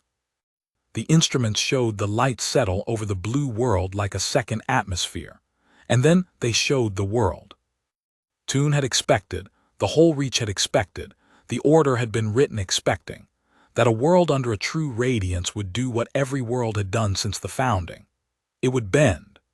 8 billion nervous systems would feel the descending weight and complete the cascade, and the planet would be brought whole into consonance, and the instruments would show the soft global stillness of a world on its knees, and the fleet would turn for home having restored the order of things. The instruments showed a world that stood. They could not see it directly, of course. 8 billion individual creatures were not a thing of fleet sensors resolved from the outer system. But there were proxies, and Toon's people had learned across 11,000 cycles to read a world's accession in its signature. The way a bending planet's machines went quiet, its transmissions fell silent, its whole electromagnetic clamor softened into the hush of a species that had, all at once, stopped. That hush was the sound of consonance. Toon had heard it fall over 4 worlds. He knew it the way Yisar knew the weather of a radiance's attention. The hush did not come. The human world, under the full descended weight of a god, did not go quiet. Its clamor did not soften. If anything, and the readers ran the signature 3 times, because no one on the deck could believe the first pass, if anything the clamor rose. 8 billion creatures felt the radiance settle over their sky, and the readers caught the surge of it in the planet's signature, a world's worth of racing hearts. A global tide of the fear chemistry scenario had mapped in one girl now written across a whole planet at once. They were terrified, every one of them. The instruments left no doubt. The human world was in an agony of terror from pole to pole, and it did not bend. It stood in its terror. 8 billion levers held, in 8 billion private ways, a planet of creatures each reaching down alone into the oldest reflex in the animal, and refusing together, without coordination, without a fleet or a weapon or a word passed between them, simply because that was the thing the species did, the way a hall of them had knelt to their own chosen gods, and this world would not kneel to one that came uninvited. And the radiance withdrew. Toon saw it go. It did not fold upward in benediction. It went out over the human world exactly as it had gone out over the failed hall, between one instant and the next, the way a hand pulls back from a flame, and the overspill that had put his whole command deck on the floor vanished, and his crews sagged and gasped and climbed back to their stations wide-eyed and shaking, and the blue world hung in the dark below the fleet, unbent, its clamor still rising, alive. For a long moment no one on the deck spoke. Toon stood at the rail and looked at the small blue world that had done the thing the vanished ones had done, the thing the founders had erased an age to hide, the thing his 3-glyph order existed to prevent from ever being seen again, and it had been seen. Not by 900 delegates in a sealed hall this time, by a war fleet. By 4,000 Eichthen crew across 200 ships, every one of them bent 11,000 cycles deep, every one of them just now folded to the deck by the edge of a radiance, and then left there to watch a whole world refuse the weight that had folded them. Toon understood standing there that the order had already failed. Whatever the fleet did now, 4,000 of his own crew had watched a world stand. The stones were already dropping into the pond, but the order was the order, and he was the hand, and the hand does not decide. "The world will not accede," he said, and his flat, ike-thin voice carried across the silent deck. "Restore the mercy, weapons to the world, burn it clean." The order went down the chain to the gunnery of 200 ships. And the fleet did not fire. Toon stood at the rail and waited for the world below to open into fire, and it did not. And he turned slowly and looked at his weapons officer, a young Eichthen named Sek, 11,000 cycles of the reflex bred into her bones, who had loosed the fire on 2 of Toon's 4 burnings without a flicker. And Sek stood at her station with her gauntlets over the firing seals and her whole frame rigid. And she was not refusing. Toon could see that she was not refusing. Her face held the pure horror of a bent creature discovering the lever in the worst possible moment. Her hands pressing down toward the seals, and something in her, newborn and terrible, holding the last inch of the motion the way a girl in a hall had held the last inch of a bow. "Marshal," Sek said, and her voice shook. "I can't. I have the order. I have my hand on it. I am trying to. Marshal, I can't make it close. I can't make my hand close. It won't." Up and down the fleet, Toon understood it was the same. 200 ships, 4,000 crew who had just watched a world stand, each of them reaching for the firing seal on the marshal's order and finding, for the first time in the history of their bent and dutiful people, the door in themselves, and unable, having felt it, to make the hand complete the act. They were not mutinying. Not one of them had refused him.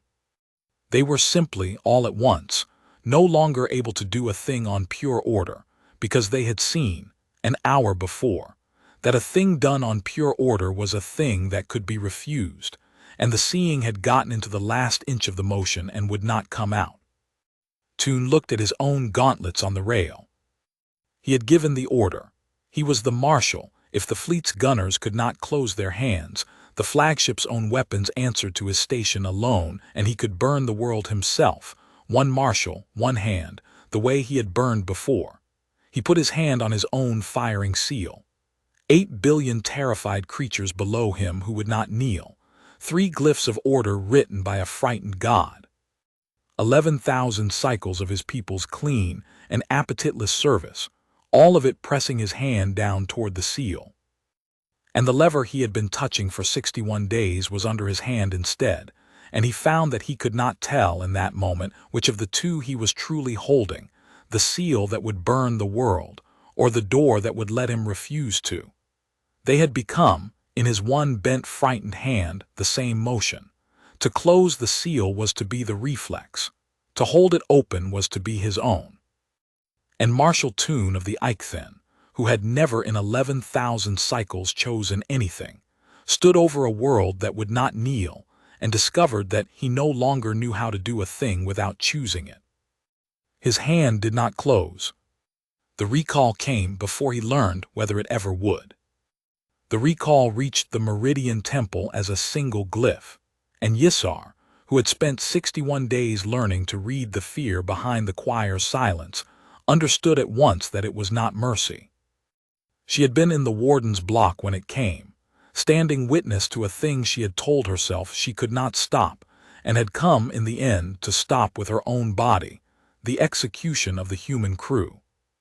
The wardens had assembled the 5 and the girl in a bare white room, and the Draal had readied the quiet instruments the Reach used for the removal of the affected, and Yissar had walked in unannounced with the full weight of her office, and told them to hold, and had stood between the instruments and the captives, while a warden sent frantically up the chain for a ruling, because a first cantor's word stopped a thing, but did not by itself unmake an order signed in the choir's own hand. She had been standing there, an old creature between a firing frame and 6 humans, buying minutes with the sheer mass of her rank, when the single glyph arrived and unmade the order for her. Hold the affected, do not remove seal. The wardens read it and lowered the instruments, confused, and Yissar read it and closed her old eyes and understood the whole shape of what had happened over the human world 61 days' flight away, because the glyph told her everything. The order had been to burn. The order had been changed. And the choir did not change an order out of pity. It had no pity. It had never had pity. It had only ever had the cold, founding arithmetic that Toon had named in the sealed room. If the choir had recalled its fleet from a world it had every reason to burn, it was because burning had become the more dangerous course. And Yissar, standing between the instruments and the captives, worked out why with the ease of 600 cycles of reading the Reach's true mind. They had watched, that was it. That was the whole of it. A war fleet, 4,000 crew, 200 ships, had watched the human world stand under a radiance and refuse. The founders had erased the first world so utterly precisely because the danger was never the world. It was the witnessing. A world that stood was only a fact. A world that stood in front of witnesses was a legend, and a legend that ended in fire was a martyrdom, and a martyrdom was a thing that no seal in creation could ever again contain. To burn the human world now, in view of a fleet already cracking, in a reach already filling with dissonance events, would not restore the mercy.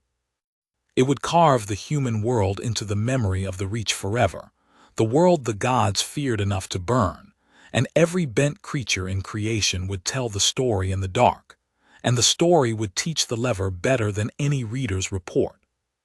So the choir had done the only thing more frightening than burning. It had chosen to hide. The order that came down over the following days was vast and quiet, and Yissar thought, the most desperate thing the choir had done since the founding. The human system was not to be burned. It was to be erased from the charts, from the border records, from the catalogs, from every archive a delegate might ever read.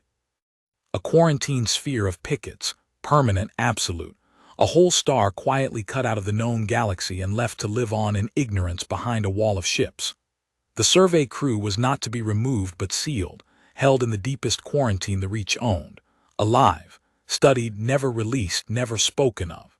And across 3 arms of the Reach the attuners received a new liturgical instruction, unprecedented, to be memorized and never recorded, that there was no world that stood. That the failed accession in the Meridian Hall had been a medical event, a defective species, long since brought into consonance. That any creature who spoke otherwise, any attuned who claimed to have felt a lever, any delegate who whispered of a girl who bled upright in the light, was to be gently corrected, and if the correction failed, quietly sealed away like the crew.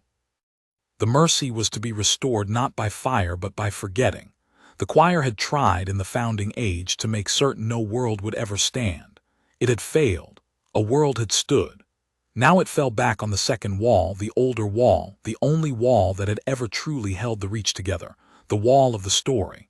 If creation could not be prevented from producing creatures that stood, then creation must be prevented from ever knowing it had. Humanity would live. Humanity would simply be made never to have happened. A sealed system, a forbidden word, a legend the Reach was ordered to unremember. Yissar received the instruction and memorized it as ordered, and understood that she had been handed, personally, the tool of the second erasure, that she, first cantor of the arm where it had happened, was to be the mouth that told 40,000 worlds there had been no world that stood. The founder's cantor had done it once. The office had come around again to her. She went to Senaru that night. "They will not burn your world," she said, and watched the Kemen go very still. "The fleet is recalled. The choir has decided that a burned world would be a legend it could not contain, and a hidden one is only a rumor it can. Your 6 live. They will be sealed away forever, but they live." She let that settle, because the reader had earned it before she said the rest. "And I have been ordered to make certain the whole of it is forgotten, to tell the Reach there was no world that stood, to correct any creature who remembers and seal any creature who insists, the mercy restored by forgetting."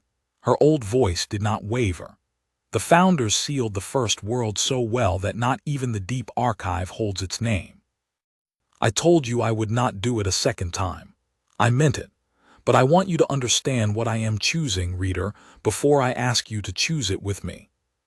If we let the truth survive, if we leave the fragments, seed the archive, make certain some later age can reconstruct what a girl did in that hall, then we are not saving 40,000 worlds. We are damning them. We are choosing to let creation eventually learn that it wears its chains by reflex and could take them off, and that knowledge will not come gently. The mercy is a lie, but it is also the only peace the Reach has ever had. To break it is to hand every bent world in creation the same terror the humans live inside every day, the terror of being your own, with no God's reflex to fold you out of the fear. She folded her hands. The founders chose peace and a lie. I am choosing the terror and the truth. I may be wrong. I have been wrong for 600 cycles. But I have decided I would rather leave the next age a true and frightening thing than a false and gentle one, and I cannot do it alone. So I am asking, reader, not ordering. There is no order that could make this safe to do. I am asking. Senaru was quiet for a long moment. On the reader's own instruments, had anyone been watching them, her chemistry would have shown the exact storm Senaru had spent a career measuring in others, and had never once let herself feel. I did not write a lie in my report, the Chemin said at last. You read it. I could have called the girl a freak and let the whole question sink back into the deep, and the Reach would have gone on and I would have slept. I did not, because I am a scientist before I am anything else, and a result is a result. She rose on her many joints. You are asking me to do the same thing with a whole world's worth of result. I find I do not know how to refuse it any more than I knew how to refuse the first one. She looked at the old first cantor. Tell me what to carry and where. It was the second time in 100 days that someone had said those words to a plan meant to outlive them all.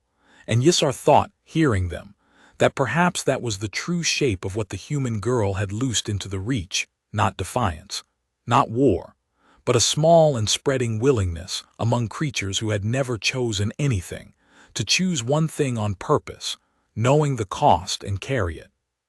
Marshal Toon brought his fleet home to a Reach that did not want it back.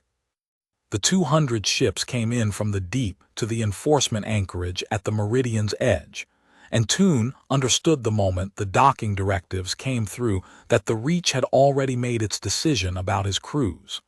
The ships were not to berth together. They were to be scattered, this squadron to the far pickets, that one broken up and folded into other fleets. This crew stood down and dispersed among a dozen worlds. No two of the 4,000 who had watched the blue world stand to be left in the same room for longer than a duty shift. Toon read the directives and knew them for what they were. Quarantine, not of a disease of the body, of a question. The Reach had grasped, faster than Toon had, that 4,000 crew who had seen a world refuse a radiance, and had felt their own hands fail to burn it were now 4,000 carriers. And it was trying, with the tidy desperation that had become the Reach's whole character in 100 days, to dilute them into the vast bent mass of creation before the thing they carried could pool anywhere and take. It would not work. Toon knew that too. He had felt the lever under his own hand over the blue world, and the recall had come before he learned whether it would ever close, and in the long flight home he had learned the answer, and the answer was that it would not. He would never again close a hand on pure order.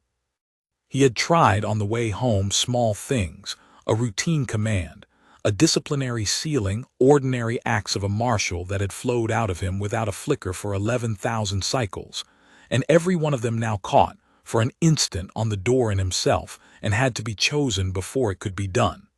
He was still loyal. He still served. He was not a defiant creature and had no wish to be one. But service had stopped being a reflex in him and become a decision, and a soldier who must decide to obey is no longer, in the sense the Reach had always relied upon, a soldier at all. He reported to the anchorage command and gave his account, and watched the officers who took it try not to look at him the way a healthy creature tries not to look at the marked. And when it was done, and he was to be stood down and dispersed with the rest, a young Eichthen adjutant, bent 11,000 cycles deep like all of them, met him in the corridor outside and stopped him, and looked up and down the empty passage, and asked him, very quietly, in a voice that shook, the question the whole Reach was beginning to ask in corridors and cells and sealed rooms across 3 arms. Marshall, is it true, what they say happened over the world, that it stood? The young one's throat worked.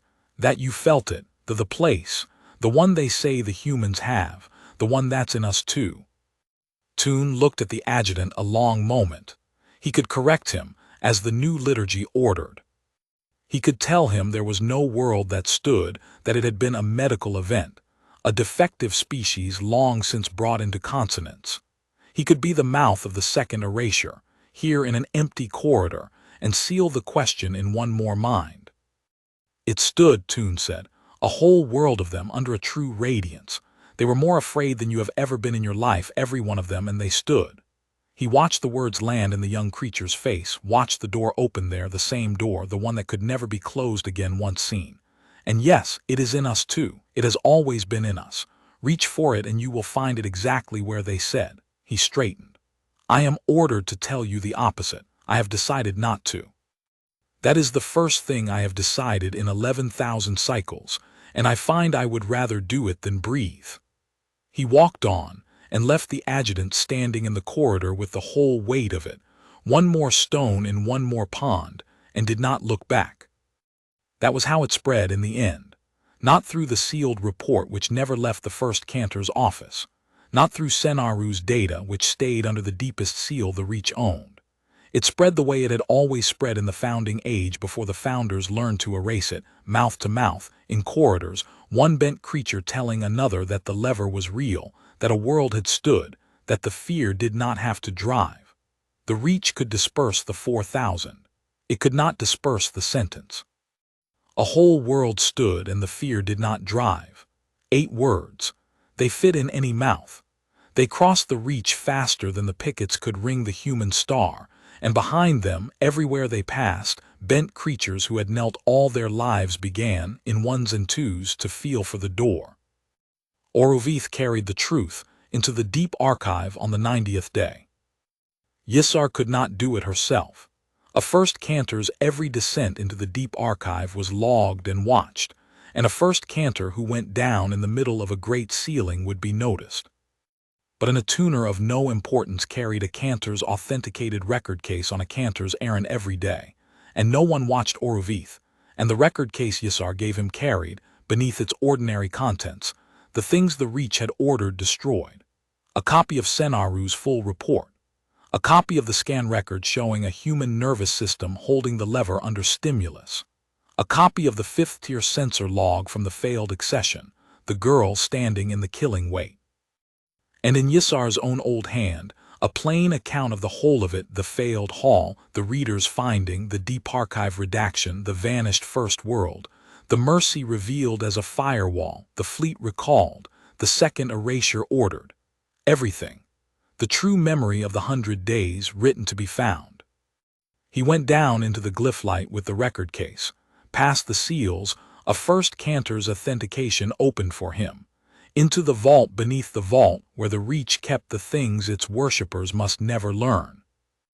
And he found the great redaction of the founding age, the age-wide seal with the choir's own mark on it, the grave of the first world that stood, and at its ragged edge, in the imperfect places where the founder's sealing had failed and left fragments for a curious first Cantor to find 10,000 cycles later, Oruvith added his own. He did not try to break the choir's seal. He could not, and Yissar had not asked him to. He did what Yissar had done in reverse.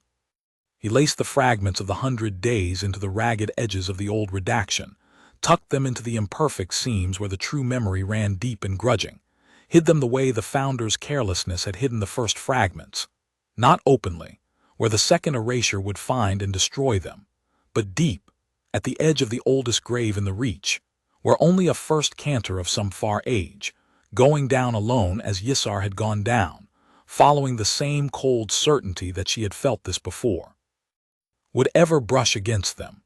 He seeded the archive so that the truth would not survive in the present, where the Reach could reach it, but in the deep past, folded against the memory of the first world that stood, waiting for the one mind in some later age that came looking.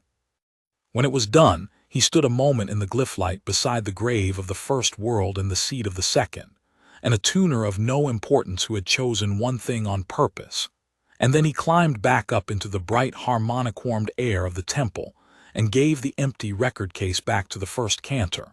And neither of them said anything, because there was nothing left that needed saying and a great deal that could still be overheard. The Reach did not catch them. It was too busy by then catching itself. Oruvith went on administering accessions, because to stop would have marked him, and because the Reach still had newly taken worlds to bend, and the work did not pause for a crisis of the soul. But the work had changed for him, wholly and forever, and the change was the strangest thing the human girl had left in him. He still knelt before every radiance. That was the part he had not expected. He had thought in the bright ruin of the containment chamber that once a creature felt the lever it might never fold again. That awareness was the same as refusal. It was not. He felt the lever now at every accession, felt the descending weight find the door in him and press, felt with perfect clarity that the going down was a thing he was doing and not a thing done to him. And he went down anyway every time, because he was 311 cycles bent, and the reflex in him was worn so deep that his will could not have held the door against a radiance if it tried. And because, more than that, he had decided that his own refusal was not the point. The girl had told him she was not trying to take anything from him. He had come to understand what she meant. The lever was not an order to stand. It was only the truth that standing was possible, and what a creature did with that truth was its own. So Oruvith knelt, and knew that he knelt, and the knowing was the whole difference between the creature he had been and the creature he had become. Before the failed accession, he had gone down in the sweet warm relief of a body doing the only thing it could. Now he went down deliberately with his eyes open, feeling the door under his hand the entire time, choosing the fold, and the sweetness never came back. It could not come back. The sweetness had always been the reflex congratulating him for obeying it, and a creature that knows it is choosing to obey cannot be congratulated by its own reflex. He knelt now the way the human's gray-haired cook had said she would rather kneel, with the fold gone bitter in his mouth, preferring the bitterness to the sweetness, because the bitterness was his and the sweetness had never been. He was not alone in it. That was the thing the Reach could not stop, the thing the second erasure was already failing to contain. Across the meridian arm, across 3 arms, the attuned were kneeling bitterly. The dissonance events had stopped being events and become a condition. The reports that reached Yisar's desk no longer counted single creatures who had felt the lever. They counted, in the flat, helpless language of an administration watching its own foundation dissolve, a general degradation of accession affect. The bent still bent. The reflex still won. 10 million years of it did not fall to question in a season. But the sweetness was going out of the Reach. Creature after creature, world after world, was beginning to feel the fold as a fold, to go down knowing it was going down, and the warm, grateful belonging that had held 40,000 worlds contentedly on their knees for 10,000 cycles was curdling, quietly, everywhere at once, into something that still knelt and no longer loved it. That was what the human girl had truly done, not freed the Reach. The Reach was not free and might not be free for 100 generations, and the freeing when it came would be terrible. She had done something smaller and more total. She had taken away the sweetness. She had made it impossible, everywhere her 8 words traveled, for a bent creature to enjoy being bent. And a creature that no longer enjoys its chains, Yisar said once to Senaru in the medical wing, is a creature that has already begun in the only place that finally matters to stand. The choir felt it. Of course the choir felt it. The whole Reach was its body, and the body had begun to ache in a way it had not ached since the founding. The radiances came down harder now, the standard accession weight creeping upward across the arms as the gods pressed to force the sweetness back, and the harder they pressed the more clearly every bent creature felt the door. Because pressure was the very thing that revealed the lever. The human girl had found her lever under the killing weight, not under a gentle one. The choir was caught in the oldest trap in creation, the trap of the tyrant who has been seen. Every measure it took to restore the reflex made the reflex more visible as a reflex, and every creature it pressed harder felt more surely that it was being pressed. The gods could not unpress. They had never learned how to rule any way but downward, and downward now only taught the lever.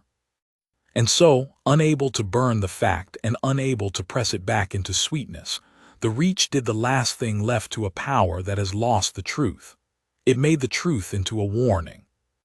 Oruvith first heard it told as a warning on a picket world at the edge of the arm, where he had gone to administer the accession of a newly taken stock, and where a young attuner assigned to assist him, a ScienceFiction, barely out of training, who had never been within 1,000 light-years of the Meridian Hall, asked him in the quiet before the ceremony whether the old story was true.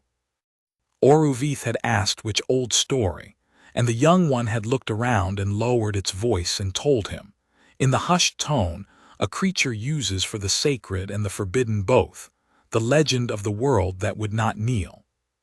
The young attuner had it wrong in every particular and right in the one that mattered. In the young one's telling the humans were giants, a warrior race of impossible strength, monsters who tore radiances from the sky. There was a battle in it, and fleets destroyed, and the human world bristling with weapons that outmatched the gods. Oruvith listened to the whole garbled myth and understood how it had happened that the Reach, forbidden to speak the true thing, had let the fact leak out dressed as a monster story, because a monster story was safe. A monster story taught fear without teaching the lever. If the humans were giants who won by force, then the ordinary bent creature could shudder at them and feel no door open in itself, because the ordinary creature was not a giant and could not win by force, and so the story had no instruction in it. The Reach could not stop the legend. So it was shaping the legend, quietly, into the one form that could not free anyone, the humans as unreachable monsters, feared and vast and other, a warning to shudder at rather than a truth to reach for. It is not true, Oruvith told the young ScienceFiction before the accession, and he did not know until he said it that he was going to. The story you have, the giants, the battle, the weapons. It is a lie the Reach tells so that you will fear the humans and learn nothing from them. He looked at the young attuner who was staring at him now with the beginning of the old opening in its face. The truth is smaller and it is worse. They were not giants. The one I saw was a child, smaller than you, unarmed, alone, more frightened than you have ever been. And she stood in a radiance's killing weight and would not kneel, not because she was strong, but because she felt the same door you feel every time you fold, and she reached down and held it shut. That is all they are. That is the whole of the legend. They are exactly what you are, and they simply decided not to bend. And the reason the Reach dresses them as monsters is that if you knew they were only creatures like you, you would understand that the door is in you too. The young attuner did not assist at the accession. It stood at the back of the hall, and when the radiance came down it folded like all of them, but Oruvith, kneeling at the officiant's dais with his own door open under his hand, saw the young ScienceFiction fold catch for an instant, a hand's breadth up, before the reflex dragged it down and knew that he had done again, deliberately this time, the thing the human girl had done to him. He had passed the lever. He had turned a warning back into a truth. And he understood, rising bitterly from that accession as from every accession now, that this was the war the Reach had truly lost over the blue world, and would go on losing for 100 generations. Not a war of fleets, which the Reach could always win, but a war over a single sentence, which the Reach could never win because the sentence was true, and every mouth that spoke it made 2 more mouths that could. They kept the 6 humans in the deepest quarantine the Reach owned, a station cut into a dead moon on the far side of the Meridian arm, sealed behind a picket sphere, and a directive that made its very coordinates a forbidden thing to know.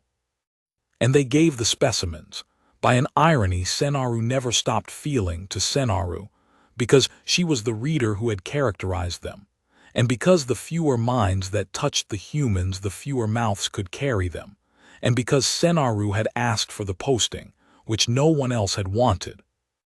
So she read them, cycle after cycle, and she came to know them the way she had never allowed herself to know a subject in 40 years. The pilot, Das, who had a dry contempt for the whole apparatus and a bottomless patience with the youngest of them. The engineer, who spent her captivity taking apart every device. The wardens were careless enough to leave and putting it back together subtly better, not to escape. There was no escape, and they all knew it, but because her hands could not be still. The navigator, who mapped the dead moon cell block in her head and named its corridors after streets on a world she would never see again. The gray-haired cook, who had buried a husband and 2 friends and was afraid of nothing the Reach could do, and who cooked when they let her for the other 5, out of the strange gray rations, because feeding them was the one thing left that was hers. The youngest, who had wept through every test and was ashamed of it and did not need to be, because he had also, weeping, never once bent. And Mara Vance, who was the reason the galaxy was quietly coming apart, and who did not seem to know it, and who spent her captivity mostly sitting with the youngest so he would not be ashamed of his weeping, telling him, in the flat, low border dialect ScienceFiction's translator had long since stopped needing to render, that being scared and standing anyway was not a lesser thing than being brave. That it was the only thing. That anybody could stand if they weren't afraid and it wouldn't mean anything, and the whole point was that they were afraid, all of them, the entire time and stood. ScienceFiction told her, on the day the seal came fully down over the human system, and the star was cut from the last of the charts, what had happened over her world. A radiance descended over the whole of it, ScienceFiction said. They were alone in the reading chamber. Mara was in the cradle not because ScienceFiction needed to read her anymore, she had read her past all need, but because it was the one room the wardens did not monitor, a courtesy ScienceFiction had arranged at some risk, the only privacy she could give them. The true weight, over 8 billion of you at once. She watched the human's face. Your world stood, all of it, everyone. They were in terror from pole to pole, my instruments left no doubt and they stood. And the radiance withdrew, and the fleet that came to burn your world could not make its hands close, and the choir recalled it. She paused. Your world lives, Mara. It is sealed away behind a wall of ships and cut from every map in the Reach, and no one will ever be permitted to speak of it, and it will live on never knowing how close it came or what it did. But it lives. You did that. 6 of you, off a survey ship, and a whole world you will never see again. Mara was quiet for a long time. ScienceFiction's old instinct wanted to read the cradle, to catch the storm in the chemistry, and she did not, because she had decided that some things a creature was owed the privacy of feeling unmeasured. Sealed away, Mara said at last, her voice was rough. So they get to live but they don't get to know. Nobody out there gets to know, it just goes quiet like it never happened. She stared at the ceiling. We stood in front of a god and it ran, and the reward is that the whole galaxy gets told we don't exist. That is the shape of it, ScienceFiction said. The choir cannot burn the truth, so it is trying to forget it, to make your world a thing that never was and your standing a thing no one ever saw, and to press the sweetness back into the reflex before the Reach remembers it was ever a choice. She hesitated, because what she had to say next was the thing she had risked the posting to be able to say. It will not work. I want you to know that in here where they cannot hear. It is already not working. The fleet saw. 900 delegates saw. The sentence is loose in the Reach and it cannot be recalled. A whole world stood and the fear did not drive. Everywhere it goes, creatures who have knelt their whole lives are feeling the door for the first time. They still fold. The reflex is 10 million years deep, and one season of truth does not undo it. But the sweetness is going out of it everywhere, all at once. They are beginning to kneel and know that they are kneeling. And a creature that knows it is kneeling, ScienceFiction stopped, because she had felt the door herself in the reading chamber more than once, and had not told anyone and would not, and it was the truest thing she owned. You did not free the Reach, Mara. It is not free. It may not be free for 100 generations, and the freeing will be worse than the chains, because a creature that has been bent 10 million years does not learn to be its own without a great deal of terror. But you took away the sweetness. You made it so no bent thing in creation can ever again enjoy the fold. And I think I am a scientist. I do not say this loosely. I think that is the beginning of the end of the choir. Not a battle, not a fleet. Just 8 words and a girl who would rather it hurt. Mara turned her head and looked at the old Kemen who had scanned her and questioned her and become, across 100 days in a dead moon, the nearest thing to a friend she had left in the universe. Then it was worth it, she said. The ceiling never going home. All of it. She said it flatly, testing it, the way a creature tests a thing to see if it holds weight, if it took the sweetness out of it, if somewhere out there some attuner, some delegate, somebody who's been on their knees their whole life, feels the door and knows they don't have to love it anymore. She swallowed. Then it was worth it. I can sit in the dark forever if that's true. She looked back at the ceiling. Just make sure it's true. Don't tell me that to make me feel better. If you're lying to me, don't. I do not know how to lie to a subject, ScienceFiction said. It is my whole professional failing. Ask the first cantor. And Mara laughed, a small cracked sound in the reading chamber, the first ScienceFiction had heard from any of the 6. And it was the strangest data ScienceFiction had ever recorded, a captive on a dead moon laughing, and she found she wanted to keep it, and did not know where in her instruments a thing like that was stored. The wardens came in time to take Mara back to the block, and ScienceFiction let the cradle open, and before the human rose, she said the thing ScienceFiction had not expected and would carry the rest of her life. You've got the door too, Mara said, not a question. She had seen it the way she had seen it in a hall full of bent delegates.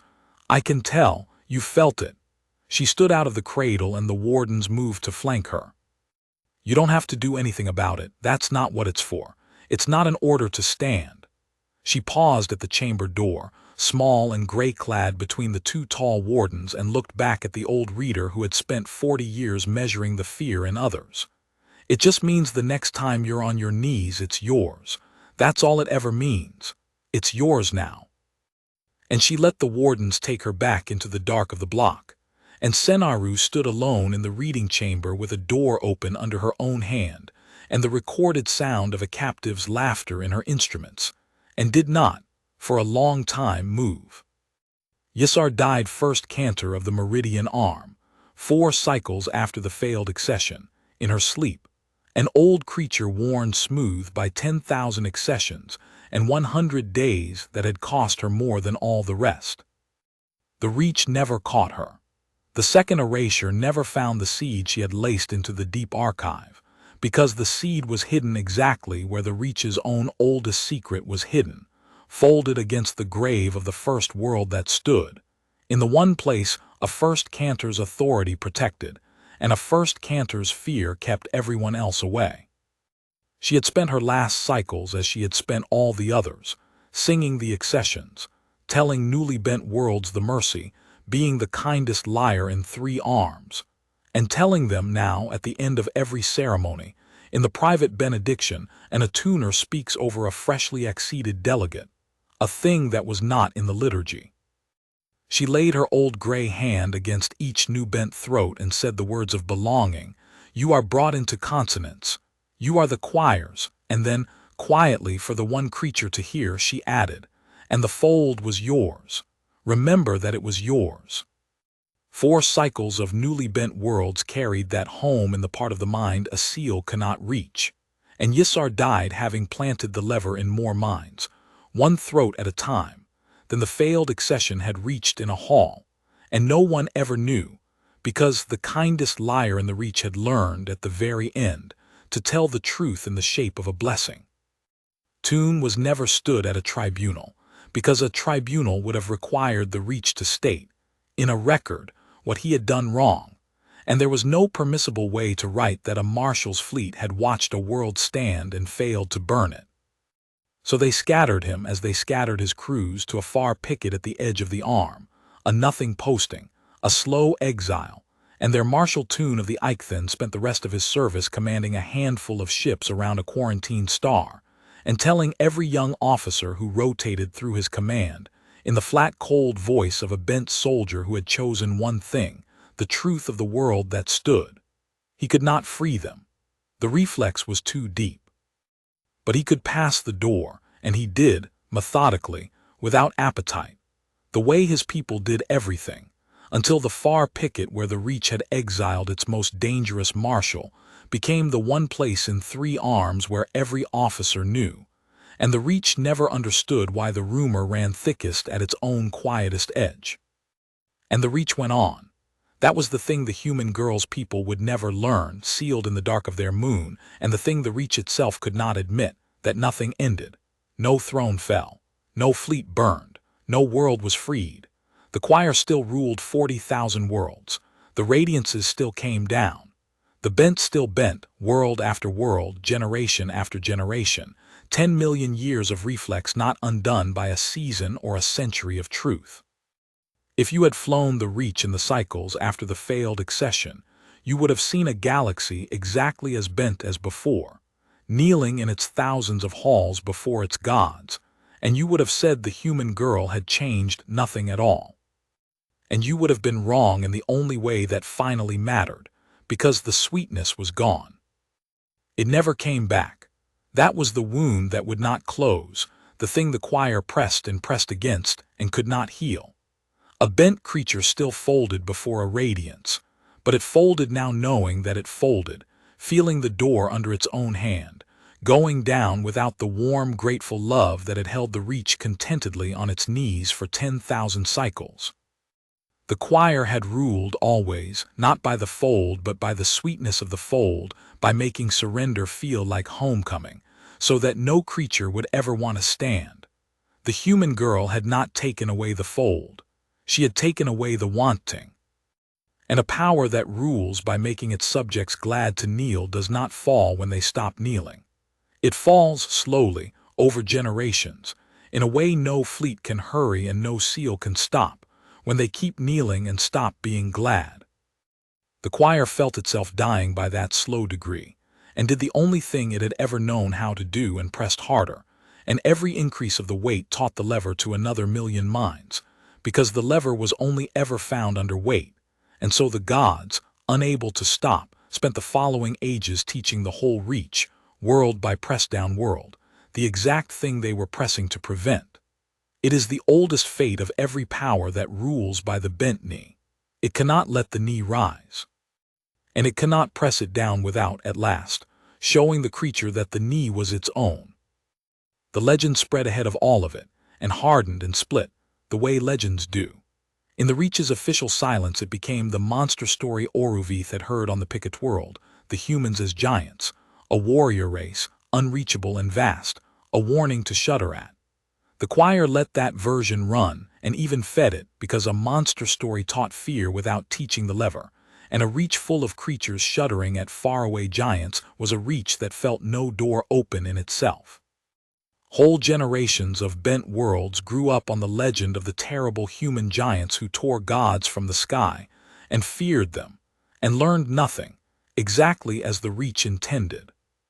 But underneath the monster story ran the other one, the true one, mouth to mouth, in corridors and cells and the private benedictions of dying cantors, the small and worse and truer legend of a frightened child who was no giant at all, who felt the same door every bent creature felt, and reached down and held it shut. That legend the Reach could not shape and could not stop, because it needed no fleet and no weapon and no strength, only the 8 words and the willingness to say them, and it taught the lever to everyone it reached. The 2 legends ran side by side down the ages, the giant and the girl, the warning to shudder at and the truth to reach for, and every bent creature in the Reach heard the first one loud and the second one quiet, and some of them, hearing the quiet one, felt the door, and knelt ever after knowing it was theirs. That was the shape of the thing the human girl loosed into the galaxy, not a victory, a slow unsweetening, a door passed hand to hand, down 10,000 years, under the noses of gods who could not stop pressing and so could not stop teaching it.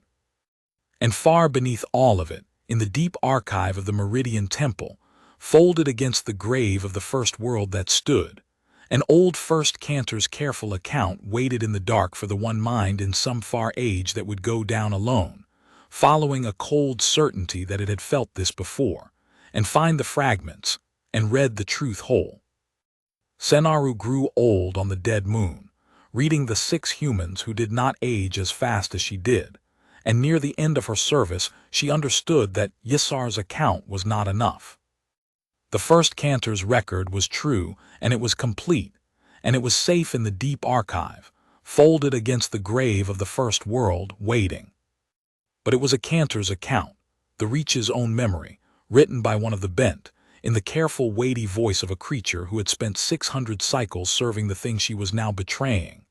Senaru had read it, at Yisar's insistence, before it went into the dark, and she had thought, reading it, that it lacked the one thing that finally mattered, the one thing no bent creature could supply no matter how honest.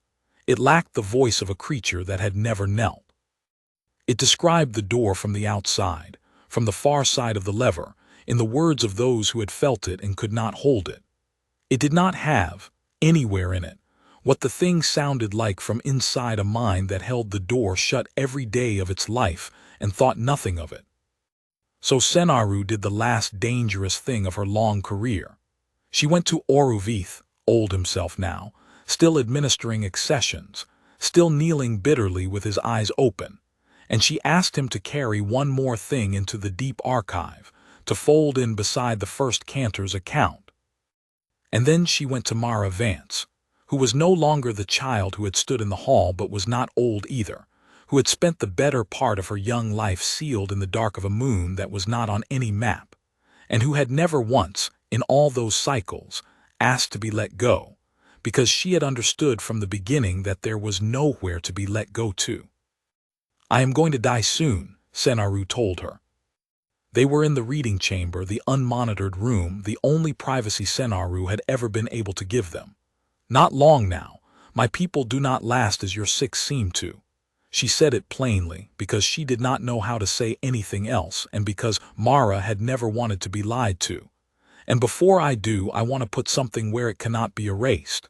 The first Cantor left an account. It is safe. It tells the whole of what happened, the hall, the reader's finding, the fleet that could not burn your world, the door spreading through the Reach. It is the truest thing the Reach has ever written about itself." She paused. "But it is written by us, by the bent. And I have come to believe that whoever finds it in whatever far age finds it should not only hear the door described by creatures who could not hold it, they should hear it from someone who could, from you." She set a small recorder on the edge of the cradle. "Say whatever you want. It will go into the deep archive beside the account, folded against the grave of the first world that stood. It may sleep there 10,000 cycles. It may be found tomorrow. I cannot tell you who will hear it or when. Only that it will not be erased, and that it will be your voice, and that somewhere down the ages, a creature that has knelt its whole life will feel the door and go looking for why and find you." She stepped back. "Tell them whatever you would want them to know." Mara looked at the recorder for a long time. She was not the child from the hall. Senaru had watched the years put something into her, the way years did a stillness, a weight, the particular gravity of a creature that has had a very long time to understand exactly what it did and exactly what it cost. She had never seen her world again. She never would. She had spent her one life sealed in the dark so that the sweetness would go out of a galaxy's chains, and she had decided, long ago in this room, that it was worth it, and had never once, that Senaru saw, taken the decision back. "I don't know how to talk to somebody 10,000 years from now," Mara said finally. "I don't even know what you people will be by then. Or if there's still a choir, or if any of it worked." She rubbed at her sternum, the old gesture, the place the killing weight had pressed. "So I'll just say the thing I wish somebody had said to me, before the hall, when I was scared." She looked at the recorder and past it, at whatever far mind Senaru had promised her. And she began to speak, and Senaru stood very still in the reading chamber and did not record the reading of the cradle, because some things a creature is owed the privacy of, but she listened, and she carried the words the rest of her short remaining life, and they went, exactly as she had promised, into the dark of the deep archive to wait. What Mara Vance said into the recorder that day, Senaru folded with her own aged hands into the seam of the deep archive beside the first cantor's account, in the place Oruvith showed her, against the grave of the first world that stood. Oruvith carried them both down for the last time, an old attuner of no importance, whom no one watched, doing the last deliberate thing of a life that had contained, in the end, only a handful of chosen things and had been made whole by them. He laced the recorder into the ragged edge of the founding age redaction, deep, where only a first cantor of some far age would ever brush against it, and he stood a moment in the glyph light beside the two graves and the two accounts, the old world and the new, the cantor's telling and the girl's, and then he climbed up into the light for the last time. He administered accessions until he could no longer stand to sing them, and then he retired to the attuner's cloister, and he died there, kneeling, deliberately, with his eyes open, feeling the door under his hand the whole way down, the way he had knelt for the last stretch of his long life. It was not the sweet death of a bent creature going home to its gods. It was the bitter death of a creature that had learned, too late to use it much, that the fold was his own. He would not have traded the bitterness for the sweetness. That was the whole of what the human girl had given him, and he thought at the end that it was the only thing anyone had ever truly given him, and that it had been worth the loss of everything else he had believed. The reach did not fall in his lifetime, or in Senaru's, or in the lifetime of the young Samvia tuner he had told the truth to on the picket world, or in 10,000 of the years the humans counted. The choir ruled on. The radiances came down. The bent went on bending, world after world, generation after generation, kneeling in their thousands before their gods. But they knelt knowing it. And that was the crack, and the crack did not close, and every age the gods pressed harder to close it taught the lever to a million more minds, and the two legends ran on down the dark, the giant to shudder at, the girl to reach for, and somewhere in the deep archive of a temple on a world that would one day have another name, folded against the oldest grave in creation, a young woman's recorded voice waited in the dark for the one mind that would come looking, and say, when it found her, the 8 words she had loosed into the galaxy, and feel the door. The one who found it, in the end, went down into the deep archive for exactly the reason Yissar had foreseen. Her name was Quarable, and she was the newest first cantor of an arm that had been renamed twice since the founding, in an age so far from the failed accession that the Meridian Temple was 3 temples ago, and the very star it had orbited had a different name in a different tongue. She had held the office 9 days. And on the 9th day she had officiated an accession, a routine bending of a newly taken world, and she had felt the thing that every cantor of her age felt, and none of them spoke of the door, plain under her hand, the fold gone to ash in her mouth, the whole hall of the newly bent going down around her without a trace of the sweetness the old liturgy still promised and no living creature had ever felt. And afterward, alone, she had been unable to shake a certainty that made no sense, the certainty that she had brushed against this before, that somewhere beneath the whole apparatus of her office was a thing she had not been told, a first cause, a reason the sweetness was gone that no one in 10,000 years had been able to name. She held the seal of the deep archive. She had been told, as every new first cantor was told, to go down into it as rarely as she could bear. She went down on the 9th day. The true memory answered her slowly in the old glyph light, grudging as deep water, and when she asked it the only question that mattered, why the reach no longer felt the sweetness, why the fold had come to taste of ash, what had happened, it considered her query for a long time, longer than any query she had ever put to it, and then it brought her to the oldest grave in creation, the great founding age redaction with a mark on it she did not recognize, sealed above even her authority. And at its ragged edge, in the imperfect seams where 2 different hands in 2 different ages had laced their fragments into the dark, she found the account. She read it through the length of a temple night, the failed accession. A reader's finding in a chem in hand, plain and merciless. The subject can bend and does not. A first cantor's telling, old and weighty and unbearably honest, of a girl who bled upright in a killing weight, and a first world before her that the choir had erased, and the mercy revealed as a wall, and a fleet that could not close its hands, and a sweetness pressed and pressed against and never healed. Corrible read the whole of it and understood at last the ground she had been standing on her entire life, that the reach was not a kingdom but a quarantine, that the fold had always been a choice the rest of them were built unable to notice, that she had been kneeling by reflex before gods who ruled by a flinch, and that a child 10,000 years dead had reached into that flinch and pulled it into the light where it could never be hidden again, and folded into the seam beside the account in a third hand, older still by the time it was placed there. She found the recorder. It was a small dead thing, its make forgotten, but the archive knew how to wake it, and Corrible woke it, alone in the glyph light beside the oldest grave in creation, and a voice came out of it that no living creature had heard in 10,000 years. A human voice, young, rough, speaking a border dialect the translators had long since ceased to carry, and the archive reconstructed from the deep record, flat and quiet and entirely without pride. The voice of a girl who had spent her one life sealed in the dark so that a galaxy's chains would go bitter in its mouth, and who had been asked, before the end, to say the one thing she wished someone had said to her. And Corrible, first cantor of an arm 3 temples removed from the hall where it happened, knelt in the deep archive deliberately, with her eyes open, feeling the door under her hand, and listened to Mara Vance speak across 10,000 years. "I don't know who you are," the girl said. "The old scientist tells me you'll be somebody who kneels, somebody who's been on their knees their whole life and just now felt the she calls at the door. I felt it too. It's real. It's in you. It's in everybody. I found that out in a room full of your people going down like the same wind hit them, and I need you to hear the rest of it because they'll dress me up as a monster by the time you get this. They'll make me a giant, something you could never be. That's the lie.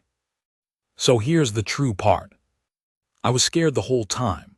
I want that to be the thing you remember if you only keep one thing. Not that I was strong, I wasn't, I'm not, there's nothing special in me, I checked, they checked, it's just a body like yours. Not that I was brave. Brave people aren't afraid. I was afraid of every single second of it. I was afraid in that hall when I thought my chest was coming apart. I've been afraid every day I've been sealed in this dark. I'm afraid right now, talking to you, 10,000 years from a home I never saw again. The fear was real. The fear was total. The fear just didn't get to decide. That's the whole thing. That's all I ever did. In me the fear is a passenger. It doesn't drive. And the old scientist swears that's not something only my kind can do. That it's in you too, the same door, the same last inch. And the only reason you've never held it is that nobody ever told you it was yours to hold. So I'm telling you, it's yours, the going down, the 1 inch nobody gets to do for you. Whatever they made you kneel to, whatever it feels like, however long it's been, the fold is yours. It was always yours. You don't have to stand. That's not what this is. I'm not asking you to fight anybody or tear anything down or be a giant. I couldn't do those things and neither can you. I'm just telling you the one true thing they spent 10,000 years hiding, because a scared kid found it out and somebody should get to keep it. Next time you're on your knees, it's yours. Know that it's yours. That's enough. That's everything. That's the whole reason I stayed in the dark. A pause and then, quieter, almost to herself. Don't let them tell you I wasn't scared. Being scared and standing anyway is the only thing that was ever worth anything. Keep the fear in the story. Promise me you'll keep the fear in it. The recorder went quiet. Corrible knelt a long time in the glyph light of the deep archive, the fold under her open hand, the 2 accounts and the girl's voice laid out before her against the oldest grave in creation, and she understood that she had come down with a question and would climb back up with a choice. The same choice a cantor had faced in the founding age and made one way, and a first cantor had faced 10,000 years ago and made the other. To seal it again, or to let it out. To be the kindest liar of her age, or its most dangerous truth-teller. She knew what the sealing would cost, and what the truth would cost, and that the truth's cost was worse, because a galaxy learning it wears its chains by choice does not learn it gently. She thought of the girl asking her to keep the fear in the story. Then Corrible, first cantor of the arm, rose from the deep archive with the recorder in her hand, and did not seal it, and carried a scared child's 10,000-year-old voice up into the light, and the door that had been passed hand to hand down all the long dark, from a girl in a hall to an attuner of no importance to an old reader on a dead moon, to a first cantor 9 days in her office, passed once more, and went on passing, and the gods pressed harder and taught it faster and could not stop. And would never stop, because you cannot burn a fact, and you cannot seal a sentence, and you cannot make a creature that has once felt the door forget that the fold was always, only, its own. They tell it still in that far age and the ages after, the two legends running side by side down the dark. The giant to shudder at, and the girl to reach for, and the ones who hear the quiet one and feel the door and kneel ever after knowing it is theirs, they keep the fear in it. She made them promise. They keep the fear in it.